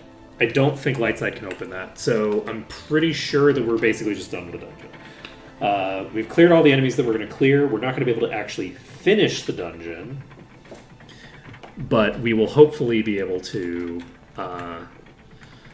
go talk to the king eventually. So, mission successful. We have cleared out Castle Devon. We have cleared out the other dungeon here. We cleared out this dungeon here. So we golden. We got all 3 dungeons complete. And now we just need to do Avley starting tomorrow. And we can town portal to the location that we are currently at, correct? Yes, we can.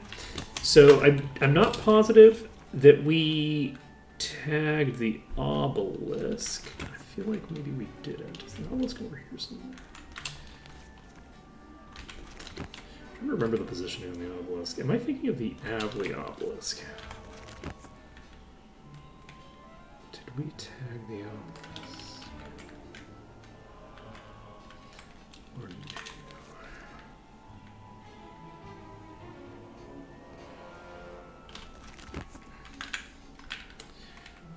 Feel like no. There it is. Okay, we did tag the obelisk. Okay, we're all set. Oh, that giant structure is the obelisk. I thought that was the watchtower for some reason. I thought it was this watchtower for some reason. Alright, so that is that. We have finished up Tularean Forest. I believe we're going to Avley next, just for shits and giggles. Avley's going to be really, really hard to clear, I think. It's going to be way harder than Titalia, most likely. And Titalia was already really, really hard. So I think that that's what we're going to do next. I think it'll be a good time. So thank you for watching. It has been an absolute pleasure to stream for you today. And I hope to see you again next time when we will be clearing out at Avley. Titan troubles? Nope. Not at all.